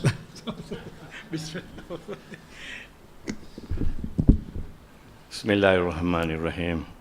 Brothers and sisters, Assalamu alaikum. First of all, I would just like to say about Waliul Ahad before I go to anything else. We always say that Raza is Waliul Ahad. When I retire, he will take over. But that was not right. There are 3 Waliul Ahads. The second one is Kaka here, doing the job that I used to do, announcement and everything, so he's another one. And the third one, very important, is Ashu, Nasin. Because very kindly from last year, he has dropped all his personal work, everything, and he has agreed after a long time to take a small group, a big small group, for which I congratulate him, and I hope he continues to do this thing, because he was very reluctant before, But from last year, alhamdulillah, it has daunted on him. He got Allah's tawfiq that this is the job that I have to do. And alhamdulillah, from last year started. I hope it will continue. So he is the third Waliul Ahad who has taken over after me. Thank you very much. But more containers. Now, brothers and sisters, let me tell you one thing. He may have already told you. Alhamdulillah, you are very lucky. Very lucky that you are performing your Hajj. Out of about 1.2 billion Muslims, you are among 150 who have been blessed to do this. Right. Now, you are a guest of Allah. And a guest normally behaves very well so that the host should call him again. Him or her. So while you are there, the volunteers, devoted volunteers, really, they have left their jobs, they have left their families, they have left everything just to come and serve you, Hujjaj. I will give you the example of 7 badams. You have 7 badams, you eat 6, a very sweet one, you are all very happy, very good badam. The last one becomes bitter one. And that bitter one remains in you, you forget all the 6 good badams you had. So while you are at Hajj, they will try their utmost to help you. But when it is beyond their control of the local people, please, that's why the shaitan comes in and start murmuring, waswas bring for you, or why was our bus delayed? Why was this not done? No, these are the things that you are at Hajj. People are trying to help you to perform your Hajj. You must appreciate. We have got a reputation. This is a brand name. EHM is a brand name. As we say, Rome was not built in a day, so was EHM. It took 30 good years, sweat and blood, to reach where we have reached. Believe you me, if we are allowed to carry people from outside UK, we can carry up to 300. When we were allowed 1 year, we carried 200, right? So alhamdulillah, now we have got our license of 150, and you can see 150 are here. We carried people from Africa, from North America, as far as Australia. Now, while you are there, as I said, you will be told exactly what's to be done. And the most important thing, you have to help the volunteers to help you. Right. This is very important. Another thing is that EHM has never considered money. Money is not a criteria. From day one, which we started in 1986, every penny that was left over has been refunded. It was only not only last year that we refunded, but we've refunded from 1986. So money is not criteria. It is a service which is criteria, and these people are working very hard to provide that service. So please, please, listen to the volunteers, right? Be good guests. That you should be, inshallah, invited again and again. Now, while you are there, we will request you to, personally, I'll give you the names actually, to pray for us. Now, Nazir Bhai is one of them. He's not coming this year. Fatima and Sakina are not coming this year. We have got Muhammad Kazim Ballu there, he's not coming. We have got Dr. Munir, who is not coming. We have got Muhammad Tejani, who is not coming. I don't know about Muhsin and Abbas, are they going? Yeah. Muhsin and Abbas are going, so alhamdulillah. And I am not also going. So when you are there, those who are doing second Hajj, Mustab Hajj, and please include our names in your Hajj also, because you are allowed. You will be told that if you are doing Wajib Hajj, only one niyat. But this will be told by the expert. Normally, I used to do it, but I've handed over to Muhammad Hilli this year. Yeah, I would never allow anybody, he knows, I would never allow anybody else except myself and Maulana Kalbi Abbas. Now, he is another Waliul Ahad, he has taken over from me. So, please pray for us, and especially when you're on Arafah, please pray for us. And we will pray for your safe journey. Inshallah, you'll go there, and you'll not only go this year, but you'll go many, many years. Now, before forgetting, as I said, this is a brand name, I shall not forget the founder fathers, people like Ijaz Ali Bhai, Muhammad Ali Bhai, Naushad Ghulamsen from Netherlands. These are the people who actually started. And as you see, Razak joined us for Hajj, and he was very much impressed. He became a volunteer, and so on. Kaka came, Ashu came like that, Nazir came like that, Mohsin came like that. So the team has been built, and I hope really among the youngsters who can afford time in future also to become volunteers, and Allah should give you an opportunity to serve Hujjaj. That is the most important thing. Inshallah, you should be able to serve Hujjaj also. I know I've been told time is of essence. I have not taken much time. Normally when I sit here, I used to sit from 10 to 1 o'clock. Correct? 3 hours I used to speak, and then sometime I don't finish. Even Muhammad Hilli comes in the afternoon. I said, give me another 10, 15 minutes. After namaz, I would continue. But alhamdulillah, I'm very pleased to see, people going for Hajj. Pray for us, and inshallah, you'll be able to do your Hajj properly. Amen. Ahsan Ahmed Bhai, there was the pearl of wisdom there from Ahmed Bhai, a very experienced man. I'm really glad that he made it last year. Unfortunately, he couldn't join us.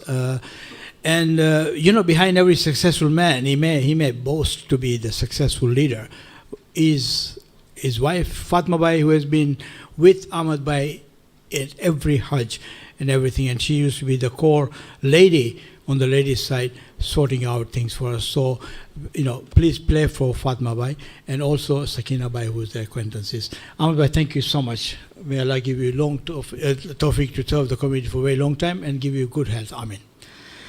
I would now like to call upon our veteran Nazir Bhai Virji. Is he around, Nazir? Yeah, he's gone out. Yeah. Why does he go away when that time comes? Yeah, that's the usual thing.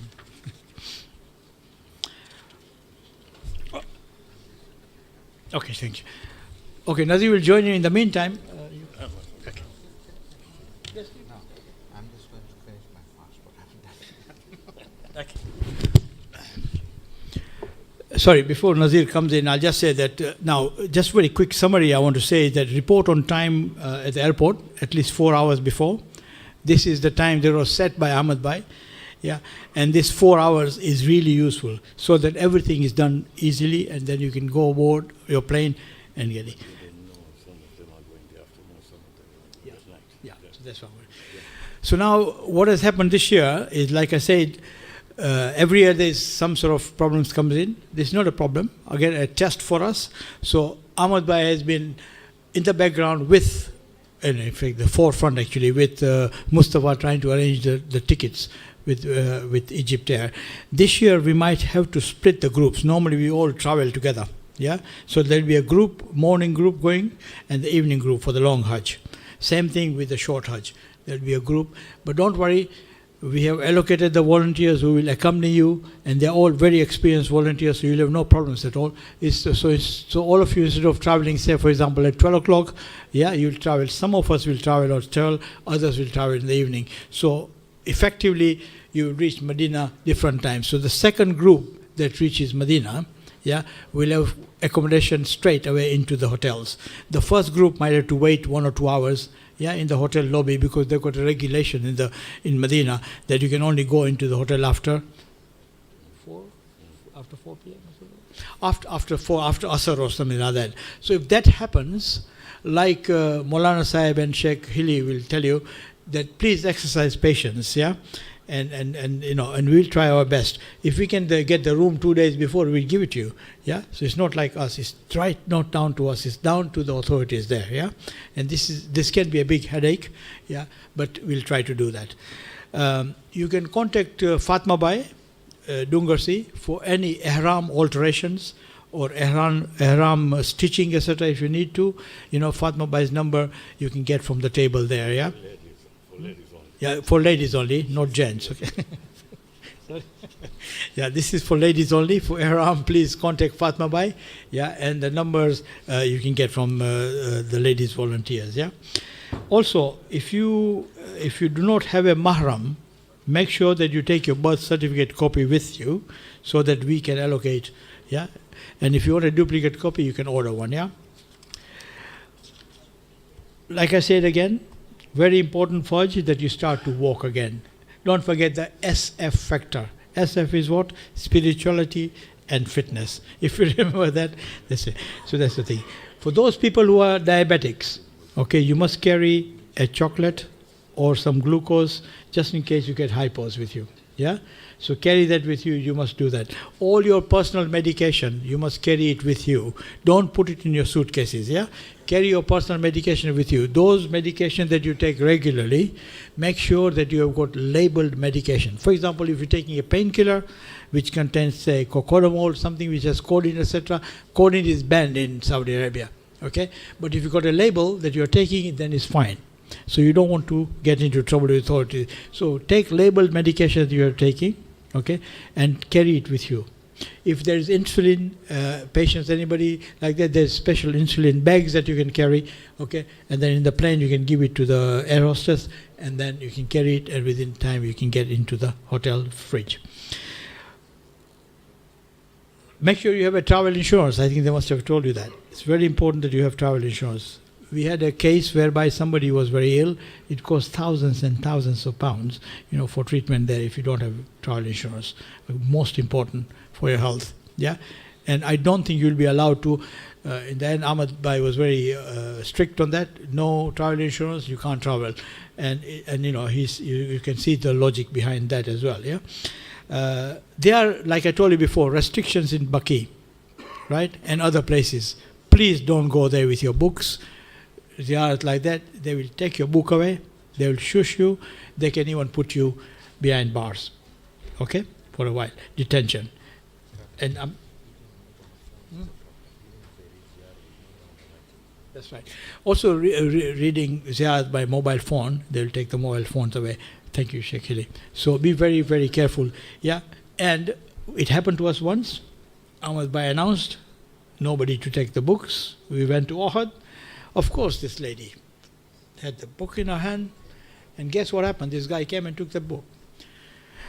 So, what we were worried about after that, was Ahmad Bhai explained to us, was as soon as you look at the book, if you look at this book, which has been tremendously designed by Ahmad Bhai actually, okay, I think his legacy is left behind, the dua books. You look at this, see what's at the back? Published by Council of European Jamaats, 26, whatever the address is. So what happens is, the authorities know that Brother Muhammad or Sister Fatima has got this book, belongs to the co-age group. Okay, so that's fine. His Hajj is finished. But next year, we go to Hajj, we have problems because they can follow us. Okay, this is a Shia group. Watch out. They do this in Hajj. So please, please, please, don't take the book. It is really, really difficult. By all means, carry your book in the file of X and the green bag that we're going to give you, right? But be discreet about it. It's for your own good, for your own spirituality. And other thing is that you will see so many people there from different nationalities, Iran, Iraq, everywhere, yeah? And sometimes they do enthuse you into the problems that we face as Muslims and the Shias, okay? Of course, talk to them, befriend them. Kindly don't bring them into the hotels, for political discussions, etc., okay? We are not a political group, okay? This is a spiritual group. We have been going for the past 30 years plus. Yeah, Ahmad Bhai says, slowly has built it up. Okay, you don't want one person to come in there and they could be followed by the Saudi authorities, etc., for a political reason. And what happens to us? Yeah, pointless. But if you want to treat them at Zamzam Hotel, by all means do so, and do invite me as well. Yeah, but please keep your politics out of our group. Yeah. And this is a very strong message we are giving you, okay? And there's nothing personal. We have no problem with that. We all got our own feelings. What is happening in different parts of the Muslim world, we are all very passionate about it. And we are Shias Shia. We understand all these things and we feel it, yeah? We want to help, but help it differently, yeah? So that's another very important thing. Okay, I want to go further. Let me invite Nazir Bhai, Virji. He will come up here with his bag of goodies and show you what we have got there. Yeah? So, Nazir Bhai? Oh, please, please. Oh, wow. See this psychedelic bag? It goes with his hair, huh? Here you will be taking this bag with you. This is the only bag you are allowed to carry. There is no other bags. If you do bring your own bag, then you will be totally responsible for it. We shan't be looking after it, yeah? These are the only bags we are looking after. All the bags have got numbers on it, so we will follow the numbers. The ladies have got, it should have been green, but I ran out of green ink, so it looks like blue. But you have a green color, the man will have a red color. So you will automatically recognize your bags. Moreover, you will find that you will have another tag which will give you at the airport, which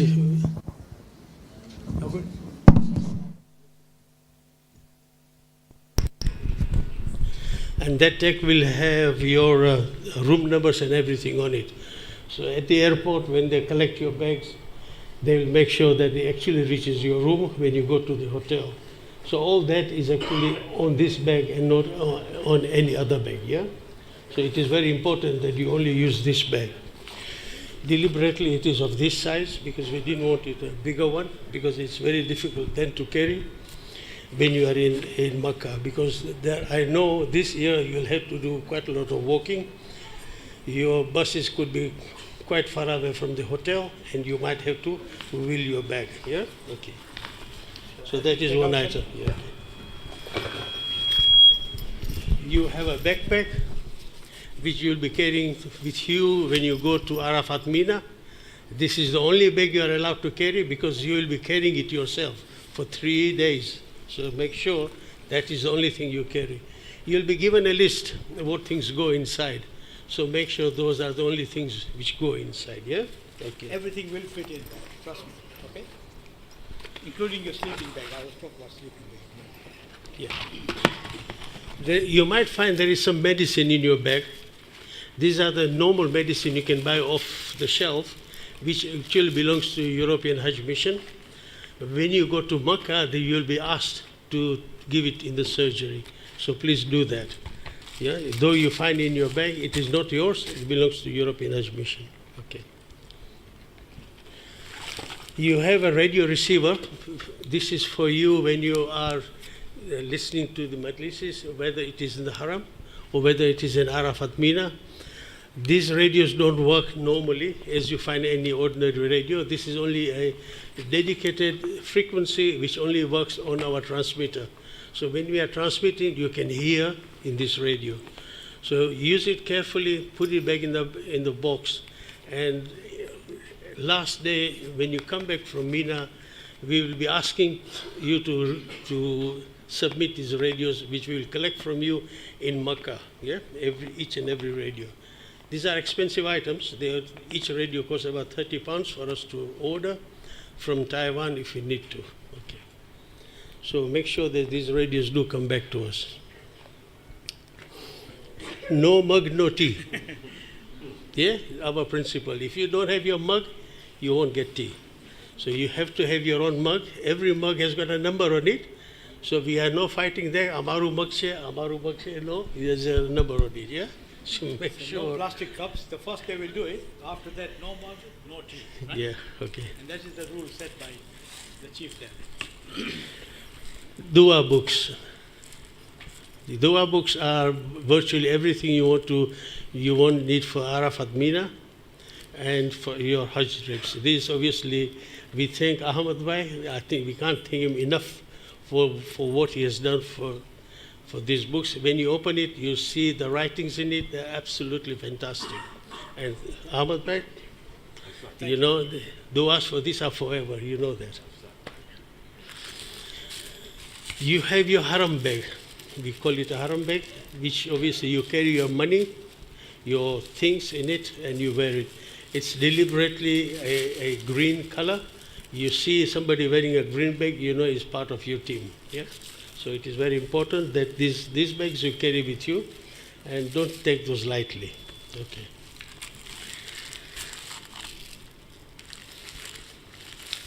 We give you a musalla, and also there is a bag for a musalla inside. So you can use it as you want. Yeah? Okay. Or you can use it as a shoe bag if you want to.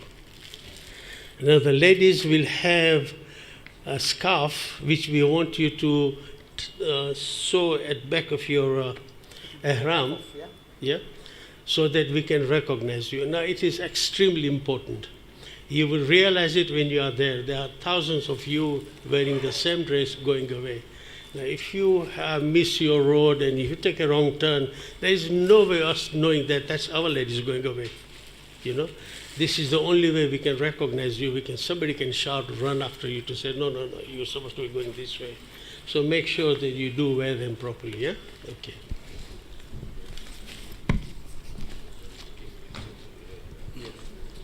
And everything in here is for you to keep, obviously, apart from just the radio. Radio will definitely collect from you when we finish our Hajj in Makkah. Yeah? I'm not coming this year, but if these radios do go faulty because it's very hot, and you'll be amazed how much things do pack up when you are there. If that happens, that Mohsin is there with us? Where is Mohsin? Mohsin is here.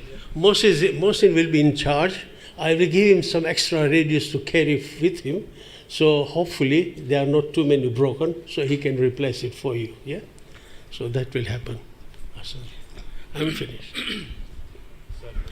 Thank you, Nazir. Just one more thing on the books. You know, for example, you don't have to carry all the books of ziyarat in Medina, for example. There's a specific book on Medina. It contains all the ziyarah, so one book is enough, basically. Yeah? So it's been devised very cleverly. The writing is amazing, and there is Sawab Jariyah for Ahmad and his family for what he has done. A big salawat for him. Allah. Thank you, Nazir Bhai. Okay, so I've done the reporting. Now the thing is the fitness we have talked about.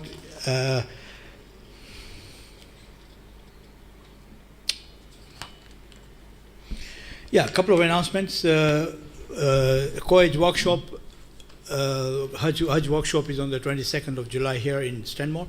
Will be facilitated by Sheikh Abbas Jafar and Muallima Masuma Jafar. Okay, the topics covered will be the brief history of Makkah and Medina, rules and rituals about Hajj, spiritual aspects of Hajj. If you want to register, go on the Hajj website, www.hajj.org, and register yourself. Alternatively, call the Hajj office. Sorry? It's in Watford. I beg your pardon. Sorry, the venue is Watford, not Stanmore. Thank you, Khadija Bhai. like Nazir said, you've been given medicines to carry in your bags. Don't use them. Give it to us in Makkah. Okay, I'll announce in Makkah, and then we have got a medical room there, a medical clinic there. We'll collect all your medication there. Okay, they are not for use; they are for the mission. Okay, and finally, we are nearly there. Yeah. Okay, just very quickly. Like Ahmad Bhai reiterated again here, and others have said, we are here to serve and make your Hajj trip as smooth as possible and memorable as possible. Remember, volunteers have to also perform the same wajibats. If you have got to do a tawaf, we have to do the same tawaf, and we will be in the same ihram as you will be in ihram, and all the things will be restricted onto us as well as you have. So please cooperate with us so that we can work together. Those of you wishing to recite du'as, Yasin, Marshia, etc., please contact me from now onwards. Okay? I think inshallah we'll be on the WhatsApp group very soon, so you can WhatsApp me. And if you want to sponsor a Niyaz lunch or whatever, please contact Raza Bhai or myself or Khadija Bhai in the ladies. Okay? We offer 24/7 medical services. Yeah? So we have a medical doctor with us. Dr. Mohammed Askaki will join us. Unfortunately, he won't be there for the 3 weeks, but he's coming in the 2 weeks thing. But please do one thing. You know, sometimes what happens is that you got a sore throat at about 2 in the morning, you go and knock the doctor up. Don't do that. Yeah, wait till the morning unless it's urgent. Yeah, because remember, he also has to perform his wajibats as well. Okay, so just be fair on that. We'll be running clinics in Makkah. Yeah. So we'll be running clinics in Makkah and also in Arafat, etc. All the timings, etc. We're working on the logistics, and look at the announcements that we're going to be making. Yeah. Final message. Like I said, Hajj is not easy. It's tough. It's a spiritual upliftment. What you are today, you come back, you are somebody different, spiritually enhanced. Okay, different person, you will always do something different. People ask me, why do you go to Hajj every year? You know, what has happened? And I find myself changing one of my habits onto something else. If I haven't been recited Namaz al-Layl, I would say, okay, I want to do this now. Yeah?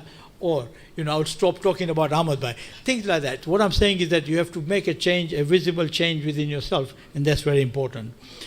So, it is a time to shed your bad habits, your guna, and place where you will be forgiven 100%. Allah promises that you come out of Arafat, you will be just like a newborn baby. Take it seriously.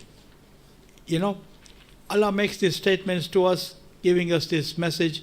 You know, He means it. He's the only one who can do any changes to us. Yeah. After all, it is kun fayakun. He can do whatever He likes, right? So that's, you have to be very, very cognizant that you are in a very holy place. You know, when you go to Medina, can you imagine how lucky you are when you are walking to the Masjid al-Nabawi, where our Aimma alayhi salam are walking on those roads? I mean, you know, so we will tell you exactly how important those places are sanctuary. Finally, discipline is very important. We must maintain discipline on timing, on every aspect of timing. You are late for something, you'll make 150 people late. Pointless, seriously. Okay? And Islam is all about discipline. Okay? And the biggest disciplinarian was Ahmad Bhai. You know, he would not put up with any rubbish. Okay? For your own benefit. He would be strict, but then you find out that, you know, it was for your own good. Okay? Timing is crucial. That's it. I have to go, otherwise Sheikh will run away. Any information you need, contact the volunteers. For the ladies, Muallima Rosmin Kimji here, and Sister Khadija will be doing that. Raza's phone number will be on the band that we'll give you. Okay, and that's it. Don't forget to take Hajj Concise book. Okay, don't forget to take the program that you are given. Okay, which is this. And if you still haven't paid, you must pay. Okay, before you go. That's it. Thank you very much for listening to me very patiently. I will now pass it on to the most eminent scholar here, Sheikh Hilly. Please welcome him with a big, loud Nare Salawat ala Muhammad wa ali Muhammad. Allahumma salli ala Muhammad wa ali Muhammad. My dear brothers and sisters, I want you to help me a bit because I feel the energy in the room is quite, it's understandable. You've been kind of given a lot of information. So before I start, I would like the gents by themselves and the ladies by themselves to look to the person next to you, to say salam to them and to say to them one thing: may Allah accept your Hajj. Can you do that for me? Just the person next to you, obviously the gents by themselves and the ladies by themselves. Just greet the other and say, may Allah accept your Hajj. Okay, as many people around you as you can.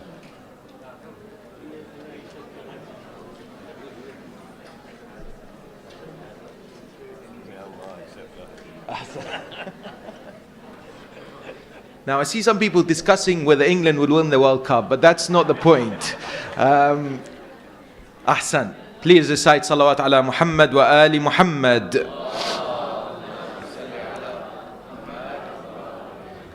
My dear brothers and sisters, in Jeddah airport there was once an individual who was sitting there waiting for his flight back home. When he was sitting there was someone else, one of the Hujjaj. You know, Jeddah airport is full of, mashallah, Hujjaj. Some beaming, some buzzing, some absolutely thrilled to have completed the Hajj. And the person next to him was boasting about how many Hajjs he's done, right? This is my 11th Hajj. I'm so happy.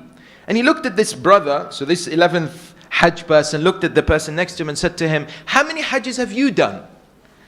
And the person who looked in its 50s said, this is my first, to tell you the truth. But it's an amazing first trip, and I'm so grateful to Allah for it. So the other person said to him, why? You know, how come you haven't been to Hajj all these years?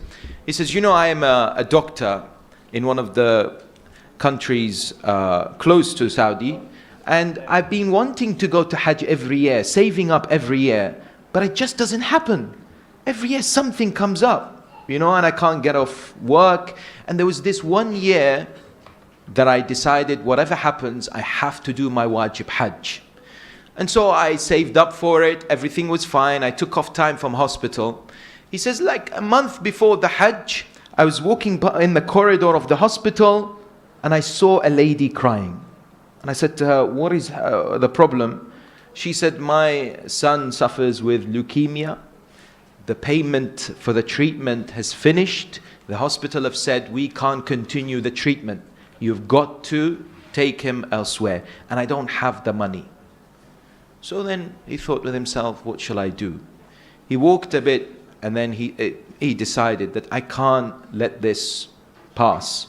I have to give for this particular lady's son's treatment.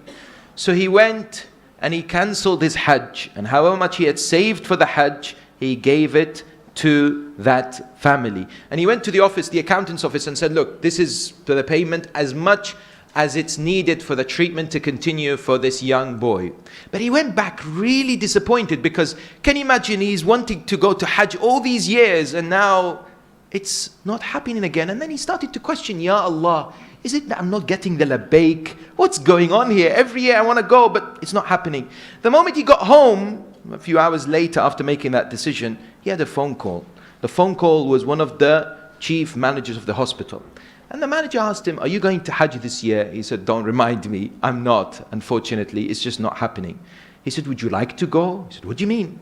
He said, we have a patient who is very wealthy and he wants to go to Hajj, but he won't go unless a doctor goes with him, and we've chosen you to go. We've chosen you to go. Now when he went with that patient, that individual heard about the story of this boy and he said, I will cover all his expenses until he's cured. And so he looked at the other person and said, this is a special moment for me because I know I have been chosen and Allah has invited me.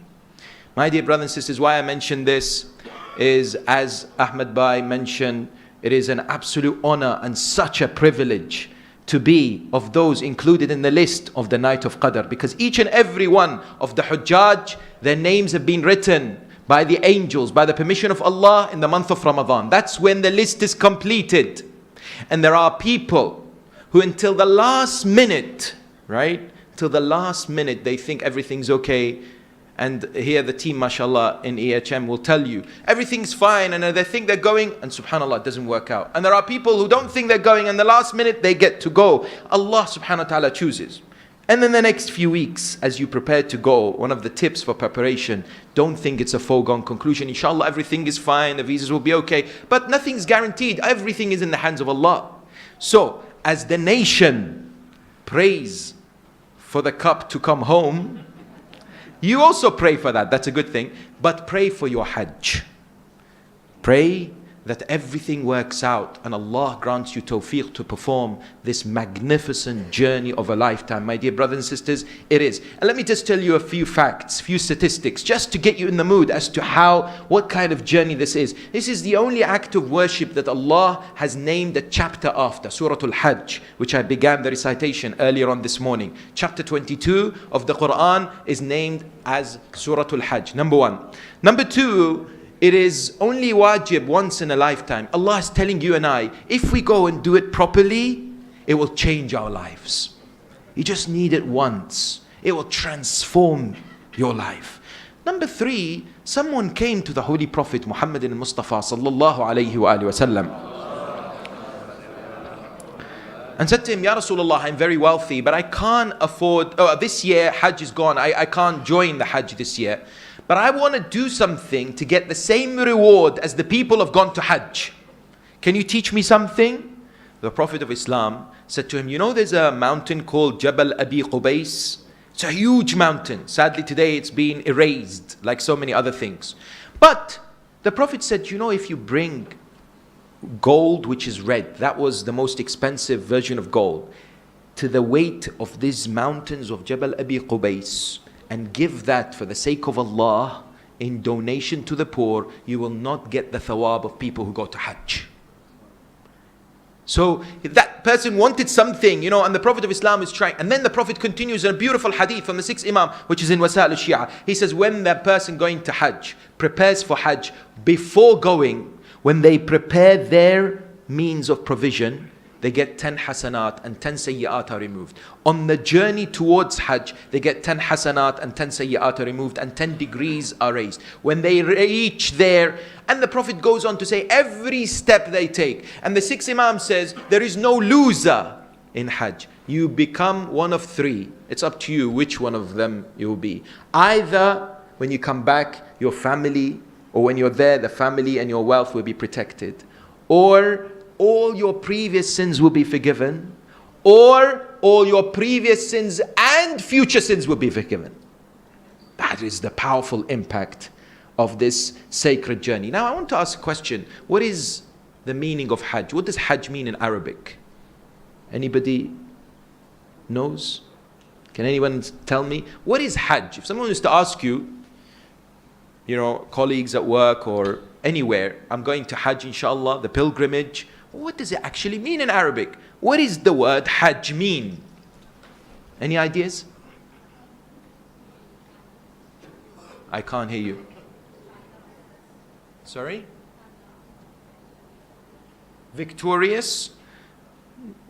Yes, but it's not the actual meaning. What is the actual meaning of Hajj in Arabic? When someone says, I want to Hajj, I want to do the Hajj, what does it mean?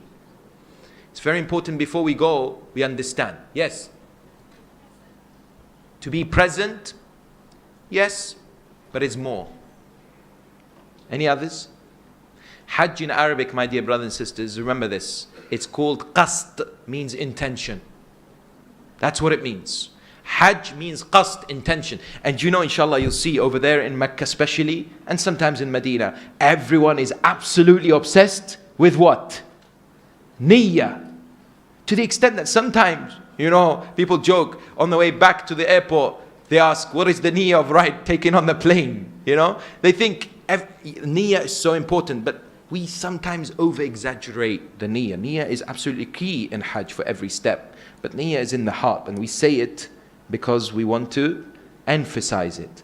But Hajj established to purify us, to cleanse us, and to make our intention sincere for the sake of Allah.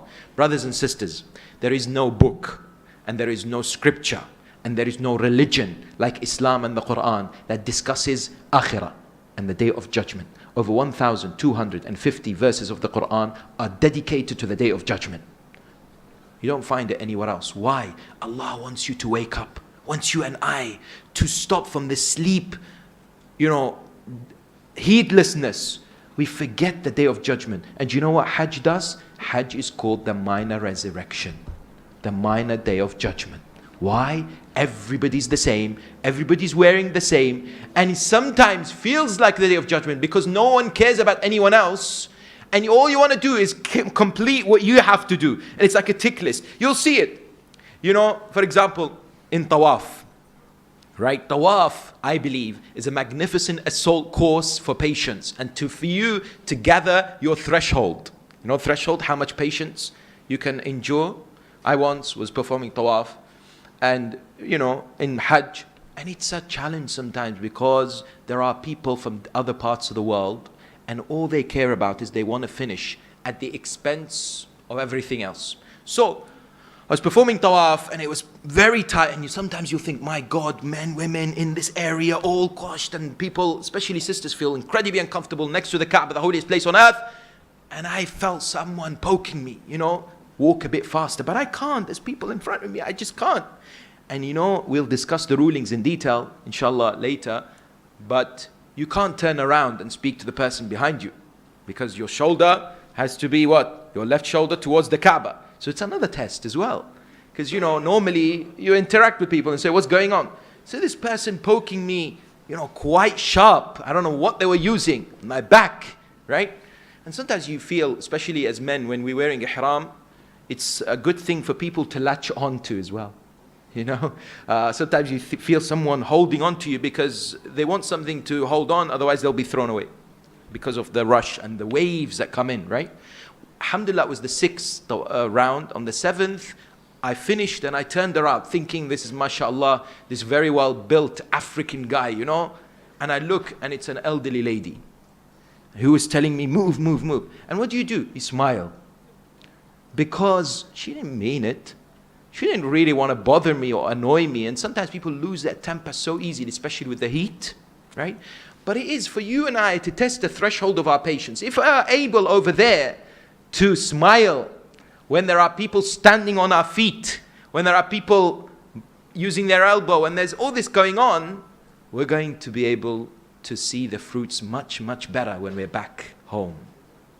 And often people ask, what do I do to make my Hajj accepted by Allah? Isn't that the main purpose? People want to ask that question. I want Hajj to be accepted. And I know that this morning, and perhaps many of you are, for the first time are going, are overwhelmed. There's so much about Hajj. Hajj fiqh, by the way, is one of the most complex fiqh for people to study. But alhamdulillah, you don't have to do it. We're here to simplify things for you and help you every step of the way. Yet, we might get sometimes too preoccupied with the fiqh and forget the essence of what Hajj is all about. We forget the spiritual, the ethos. Why is Allah subhanahu wa ta'ala bringing us all the way there? We're leaving our family members, we're paying, we're coming, we're dedicating time, and it's hard, it's tough. It's an assault course, one after the other. It's heat. It's a lot of people around the world, over 2 or 3 million people, different backgrounds, all congregated together, especially when we're wearing ihram. It's not easy. But why is it? Does Allah want us to punish us? No. He wants to make us better human beings. And it's that we have to constantly think about. My dear brothers and sisters, the Ahlul Bayt have taught us that one thing about Hajj that is so profound, in addition to remembering the Day of Judgment, because the first verse of Surah Al-Hajj says, Ya ayyuhan nas ittaqu rabbakum inna zalzalata as-sa'ati shay'un azim. Allah is saying, the first verse is about the Day of Judgment. It says, when the earth shakes, remember. That is the sign of the Day of Judgment, right? Allah subhanahu wa ta'ala wants to prepare us. We wear this kafan that is called the ihram. Yes? 2 pieces for the men. Nothing else can be worn. Absolutely nothing else, right? And it is saying that I abandon everything. And these 25 things become haram. Become haram means what? Means we're not allowed to do them. Allah wants you and I to abandon the ego and turn towards Him. The I becomes Him, but the I becomes we too. Because it's no longer about me. It has to be about the Muslim Ummah. It has to be about the people around me. It has to be about selflessness. It has to be about sacrifice. Now, there is so much to talk about and time is limited, but you see, our sixth Imam, Imam Ja'far ibn Muhammad al-Sadiq, salawatullahi wa salamu alayhi. Once there was a companion by the name of Zurara. He came to him and he said to him, Yabna Rasulillah, for 40 years I've asked you about the thawab of Hajj and to tell me about the greatness of Kaaba. And you've been giving me, but I am still thirsty. I still feel there's still more. How magnificent was the answer of the Imam? Do you know what the sixth Imam tells him? He tells him, O Zurara, a house of God that has been the subject of circumambulation and tawaf for 1,000 years before Adam, you want me to cover in 40 years? This is the house of God that Allah says is the subject of barakah and guidance just for being there. This is the house of Allah that every single prophet visited and every single Imam conducted a'mal and performed the Hajj and the Umrah. This is the house of God which is the center of the universe and the access on which people turn towards you in ibadah and the worship of Allah. This is phenomenal, and there is much more that a human being can withstand and actually understand and appreciate. But the question that I would like to perhaps end, and I don't want to take much of the time giving you an opportunity to ask, is how do we prepare? What do we do? I have a few weeks. How do I maximize this Hajj, even if it's the first, second, or whatever? There are two things, my dear brothers and sisters: the physical preparation and the spiritual preparation. The physical, I'm not talking about the walking and the medical, which you will hear, which is very, very important, that will help the spiritual preparation. Physical, I'm talking about, number one, will. It's very, very important that you and I have our wills sorted out. Will is something that we need to have ready irregardless of our journeys, but especially for Hajj, because there are narrations from the Ma'sumeen that highlight the importance of having the wasiyya clearly ready and the wasi designated before we leave towards this journey. Number one. Number two, my dear mu'mineen and brothers and sisters, please make sure that you have purified your wealth as far as khums is concerned, and zakat of those who have to pay zakat. So ensure that that has been sorted out. Go back, look at your calculations, give something in case you're not sure, but go to Hajj and don't let the shaitan enter your mind. Because what happens is, many times people go for the first time and the shaitan, what happens is, plays in their minds and says, oh, by the way, you haven't done this and that. And then they get all this waswas. They get all these thoughts in their minds which impacts the quality of the spirituality and how much they can enjoy the experience. And you know, maybe there is an overwhelmingness about the Hajj. You know, you're worried so much about the rituals that you don't let yourself enjoy it. You need to enjoy it. You need to feel the sweetness of speaking to Allah, of worshipping Allah, of taking part in a mass pilgrimage with all the others. That is the physical.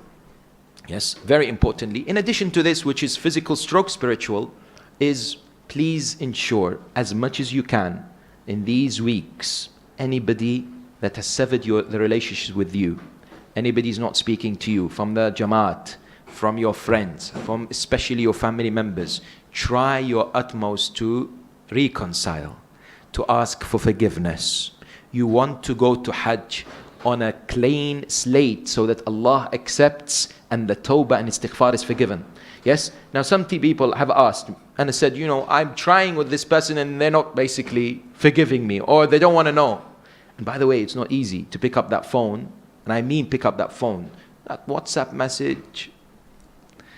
Oh, please forgive me, I'm going to Hajj, generic, or Facebook, you know, may Allah, please, if I've done anything to anyone. It's good. But if you know very well you've hurt somebody, or somebody's not speaking to you for a particular reason, make the effort. And you know, sometimes people ask, you know, I don't feel the Hajj, I'm not really connected to the Kaaba, I'm not crying when I first looked at the Kaaba, I'm not really into the whole Masjidun Nabawi, especially our sisters, you know, because subhanallah, Medina, it's tough for our sisters. I'll be honest with you, and I'll say it to you. Because you'll learn and you'll see, I'll be honest with you throughout the journey, and I'll tell you things as it is, right? Medina is tough for our ladies, because sadly, those individuals are not very women friendly. Those people who are in charge, yes? Why? They don't allow you to go to Baqi', the restrictions on the Masjid al-Haram and so on. And then people allow this to get to them. Don't let it get to you. Don't let them intimidate you. Stay safe. Don't enter into discussions or debates because they want to trap you. Many times they come to me, whatever, anyone, why? Let's have a discussion. I'm not interested. I'm here for Hajj. I'm not interested to have a debate with you. Yes? That debate is useless, especially in Baqi'. In Baqi', and especially sisters can't go into Baqi'. May Allah subhanahu wa ta'ala grant us the opportunity to see the day in which Baqi' is rebuilt again. And everyone is able to go and pay respects to the 4 Imams and the other family of the Prophet and the respected Sahaba. But anyway, when you go to Baqi', there is the intense intimidation there. As has been mentioned, people are harassed, people are arrested, people are intimidated just because they want to recite ziyarah. If you want to recite ziyarah, outside, very discreetly, do it. Or in Masjid al-Nabawi, do it. Inside Baqi', you'll see it's a very tense situation. And so you want to stay away from trouble. Because these people, sadly, intrinsically, they have a problem with the lovers of Ahlul Bayt. Some of them, the harsh ones. Anyway, so you might get affected by this. I see some of the mu'mineen, brothers and sisters, have come to me in all these years, alhamdulillah, that I've been blessed to go to Hajj. And they come and they say, I don't cry when I look at the Kaaba. I cry a lot when I go to Aba Abdullah or Sayyidah Zainab bin Sham. What's wrong with me? Because you have let all this negativity impact you psychologically. You haven't let go. Yes? You haven't looked for the inspiration and the enjoyment. Go there and enjoy it. Don't feel this tenseness that, oh my God, I haven't done this properly, I haven't done this, and so on. Yes, the masail are absolutely right, and that's important, and that's why we're here to help you. All the team are here to make your journey as easy and for your Hajj to be accepted, insha'Allah ta'ala. But the key thing is, you've got to grab from the sail that Allah is opening up for you. This sail, there's so much to grab in this journey of Hajj, right? Don't let it impact you. Now finally, how do we prepare spiritually? Number one, brothers and sisters, don't leave the tawbah and istighfar to when you go to Arafah. Don't leave it if you go to Medina. Don't leave it if you go to Mecca. No, it starts now. It starts now. The purification of the soul begins now. Ask Allah for forgiveness. Ask Allah subhanahu wa ta'ala also for the fact that the Hajj is done sincerely. Because people do Hajj for 2 reasons. Some people do Hajj for the people, and some people do Hajj for Allah. And there's a third reason. Some people do Hajj for these shops that are called Bin Dawood. Oh, I have to buy. One brother from Iran told me this story, that he was going to Hajj many years ago. He knew someone who was going to Hajj, and his mother said to him, in Mecca, they sell a very special comb. It's not available anywhere in Iran or elsewhere. Can you buy me this, please? He said, no problem. His mother asked him. When he left, he came back a week later. His mother said to him, have you gone to Hajj? He said, no, I found out there is someone who's come back last year and he has some of these combs. I went and got it, and I want to go to Hajj with my mind clear. I don't want to go for the sake of Allah and the comb. Yes? Intention and sincerity and ikhlas is of the utmost importance. We're doing it for the sake of Allah, not to be called Hajjis, not to be congratulated because we have completed the Hajj. Absolutely scrutinize your niyyah for this particular sacred journey. And finally, my dear brothers and sisters, the more we know about things, the better equipped we are. So, people ask the question, what should we do and what should we read? What kind of books should we read? I have gathered here 4 books that are good for you, and they're all available on al-islam.org. You can download them, you can print them, you can make notes about them, and I'm available, inshallah. I'll give you my email as well. If you have any questions, if you need any clarifications, do ask, and inshallah I'll try my best to answer. So obviously there is the book Secrets of the Hajj by Ayatollah Mazahiri. Secrets of the Hajj. This is very good to kind of get you in the mood of what are the philosophies of the acts and the rituals of Hajj. Why we do tawaf, why we do and we'll explain those inshallah. We will go through them. Each one of them, we will go through them. There is a book called Hajj, the Islamic Pilgrimage by Sayyid Abadi. Hajj, the Islamic Pilgrimage by Sayyid Abadi. This is also quite beneficial. It's brief, but it's nice. Obviously, Hajj by Dr. Ali Shariati is a very popular choice for many people to understand. But I have to give you a word of warning. Even there are narrations such as the narration of Shibli for the fourth Imam. People get really, really affected by them. And they think, my God, Imam said if you don't think about this and that, your Hajj is not accepted or your Tawaf is batil. And then these are highest levels. As much as we can, we strive for them. But don't let any elements of shaitan negativity get to you. If you read Hajj by Shari'ati and you think, my God, where is my Hajj from this? Yes. Read it for inspiration, and as much as we can, we strive. We work hard towards it. There is a book especially for our ladies. It's by a lady who I know, mashallah, she's an alima in Qom. Guidebook for women on rights of Hajj. She is Razia Batul Najafi. She's written a book especially for our ladies. Guidebook for women on the rights of Hajj. Now, I don't usually promote my work, but for your benefit, I'm doing it. And I've been asked by my dear brother Kakaji and others. I have 3 YouTube specially filmed in Mecca and Medina. If you type my name, if you don't know my name, I'll let you know. And then you type in it, Hajj, Medina, Mecca. Their first documentary is about the history of Medina, and I filmed it in Medina. And it was published 2 years ago. So it's on YouTube, it's an hour. The second one is about the history of Mecca. And the third is about Hajj. And it was filmed from beginning and including Arafah, Muzdalifah. You'll be able to see it and I'll explain it in the movie or in the 1 hour YouTube film. So watch these 3. You'll get a fantastic idea about Medina, Mecca and the Hajj as if you're doing it in every place. And inshallah ta'ala, you will benefit. The final point I will mention as has been requested with regards to rules for Salatul Jama'ah in Medina and Mecca. My dear brothers and sisters, there's 2 points. First of all, timings. Fajr, Dhuhr and Asr, and Isha, there is no problem. That you go to Masjidul Nabawi or Masjidul Haram and you take part in the congregational prayers. Maghrib is where the problem lies. Maghrib does not suffice. So if you join the Jama'ah in Masjidul Nabawi or Masjidul Haram for Maghrib, you'll have to repeat. Because we have to have 10 minutes at least, 12 minutes to be safe after ghurub for Salatul Maghrib, after sunset. But they wait normally 5 minutes or even less. And they begin and commence the Salah. What is the ruling according to Ayatollah Sistani and other ulama differ? So if you follow another marja', come and see me. But with Ayatollah Sistani, hafidhahullah, with regards to joining Salatul Jama'ah, led by non-imamis, non-Shias, the ruling is that out of precaution, and this is what we should be doing, the intention should be of furada, praying by myself, and you recite everything. But do join the jama'ats. Why I say this? Because sometimes we see our mu'mineen, our Shia brothers and sisters, at the time of Asr and Isha namaz leaving the mosque. Please don't do this. If you have timed yourself, and you should look at the timings, if you don't want to pray the Jama'at Asr and Isha, don't go at that time. Because they don't understand why you're leaving at the time of Asr and Isha, and it gives us a bad name. It gives us a bad reputation as Shias. And they know. So even if they do the Asr and Isha, pray. But furada and recite everything. Now in Fajr, mashallah, they recite really long chapters.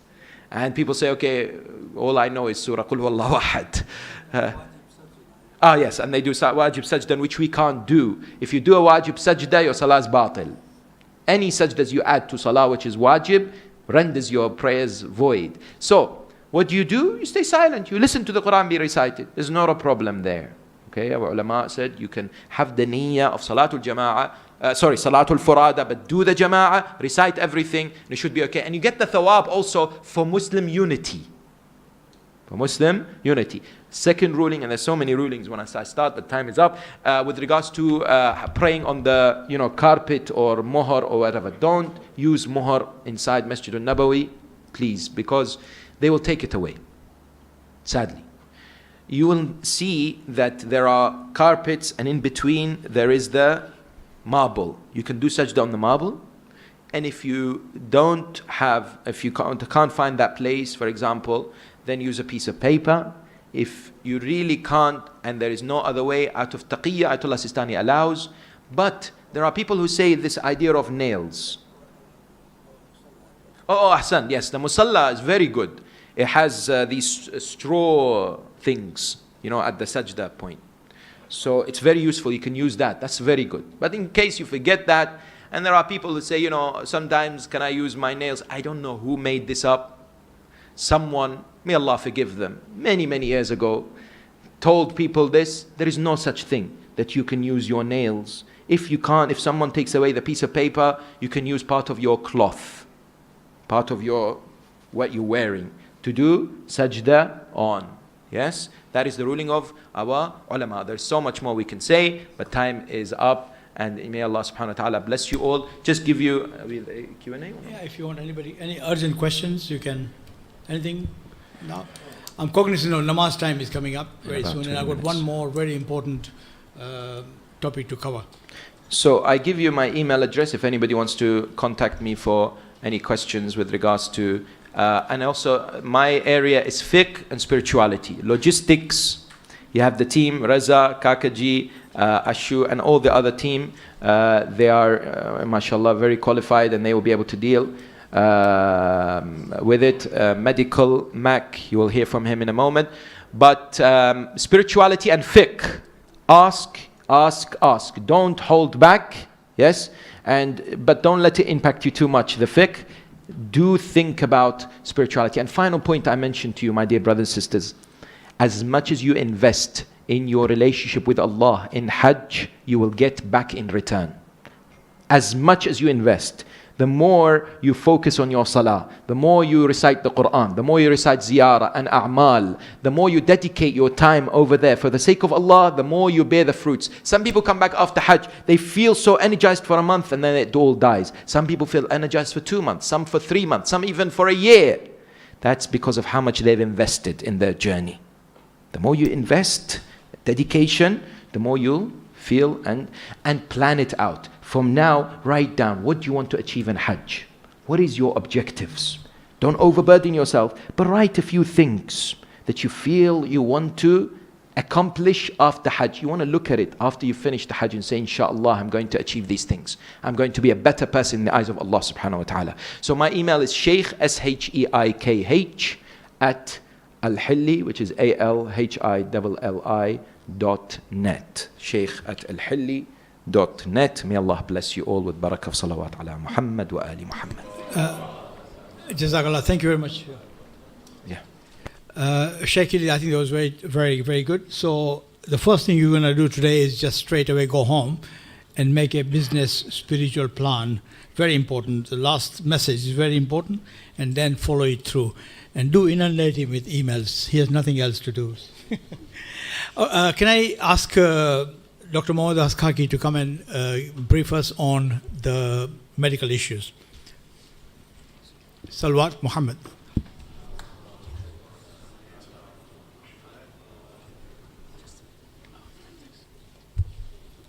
Assalamu alaikum wa rahmatullah.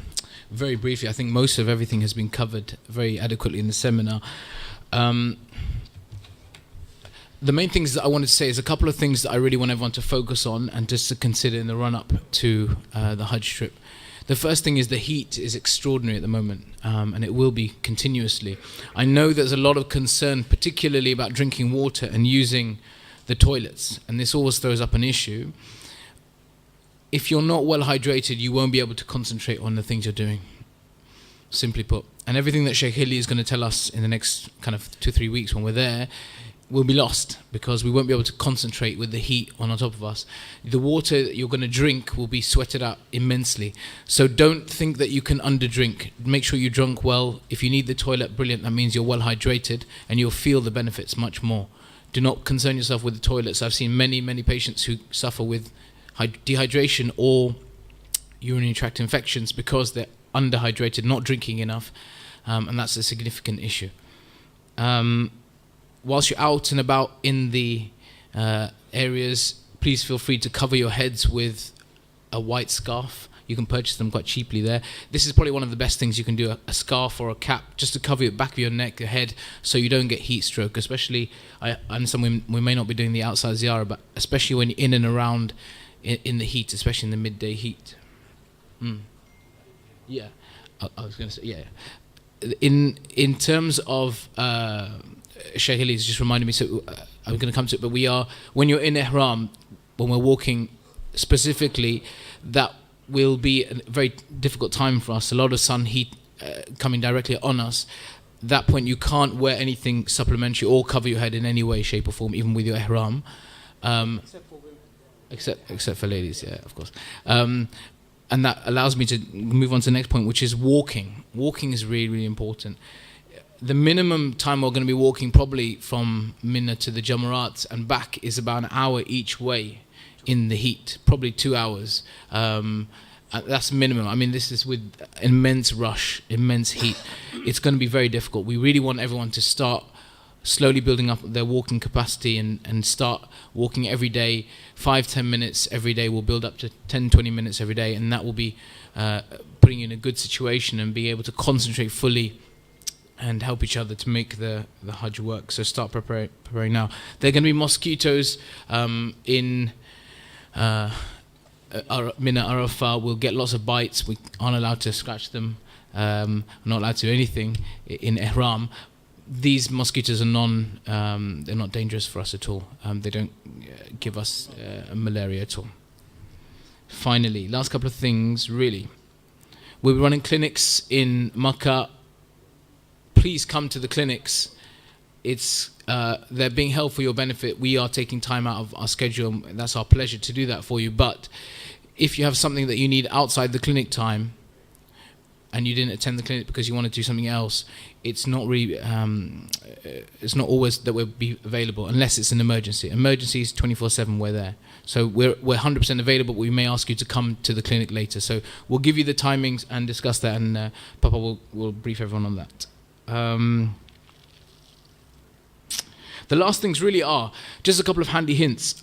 We talked about covering, and the last thing I would say is, last couple of things are, in the run-up to Arafah, for many of us, this will maybe our first Hajj, our Wajib Hajj may be something we're not intending necessarily to repeat. Hajj is a wajibat we have to fulfill, which means think about that and the whole process and staying fit for that, which means in the run-up to Arafah, consider your sleep cycle, because it's going to be tiring. So do get enough sleep and make sure you're rested. Sheikh Ali is going to tell us about Salatul Ghafayla and all these different amazing ni'mas and blessings, and we should try and make the most of everything we have, but equally try to rest and make sure we ensure the wajibat is completed.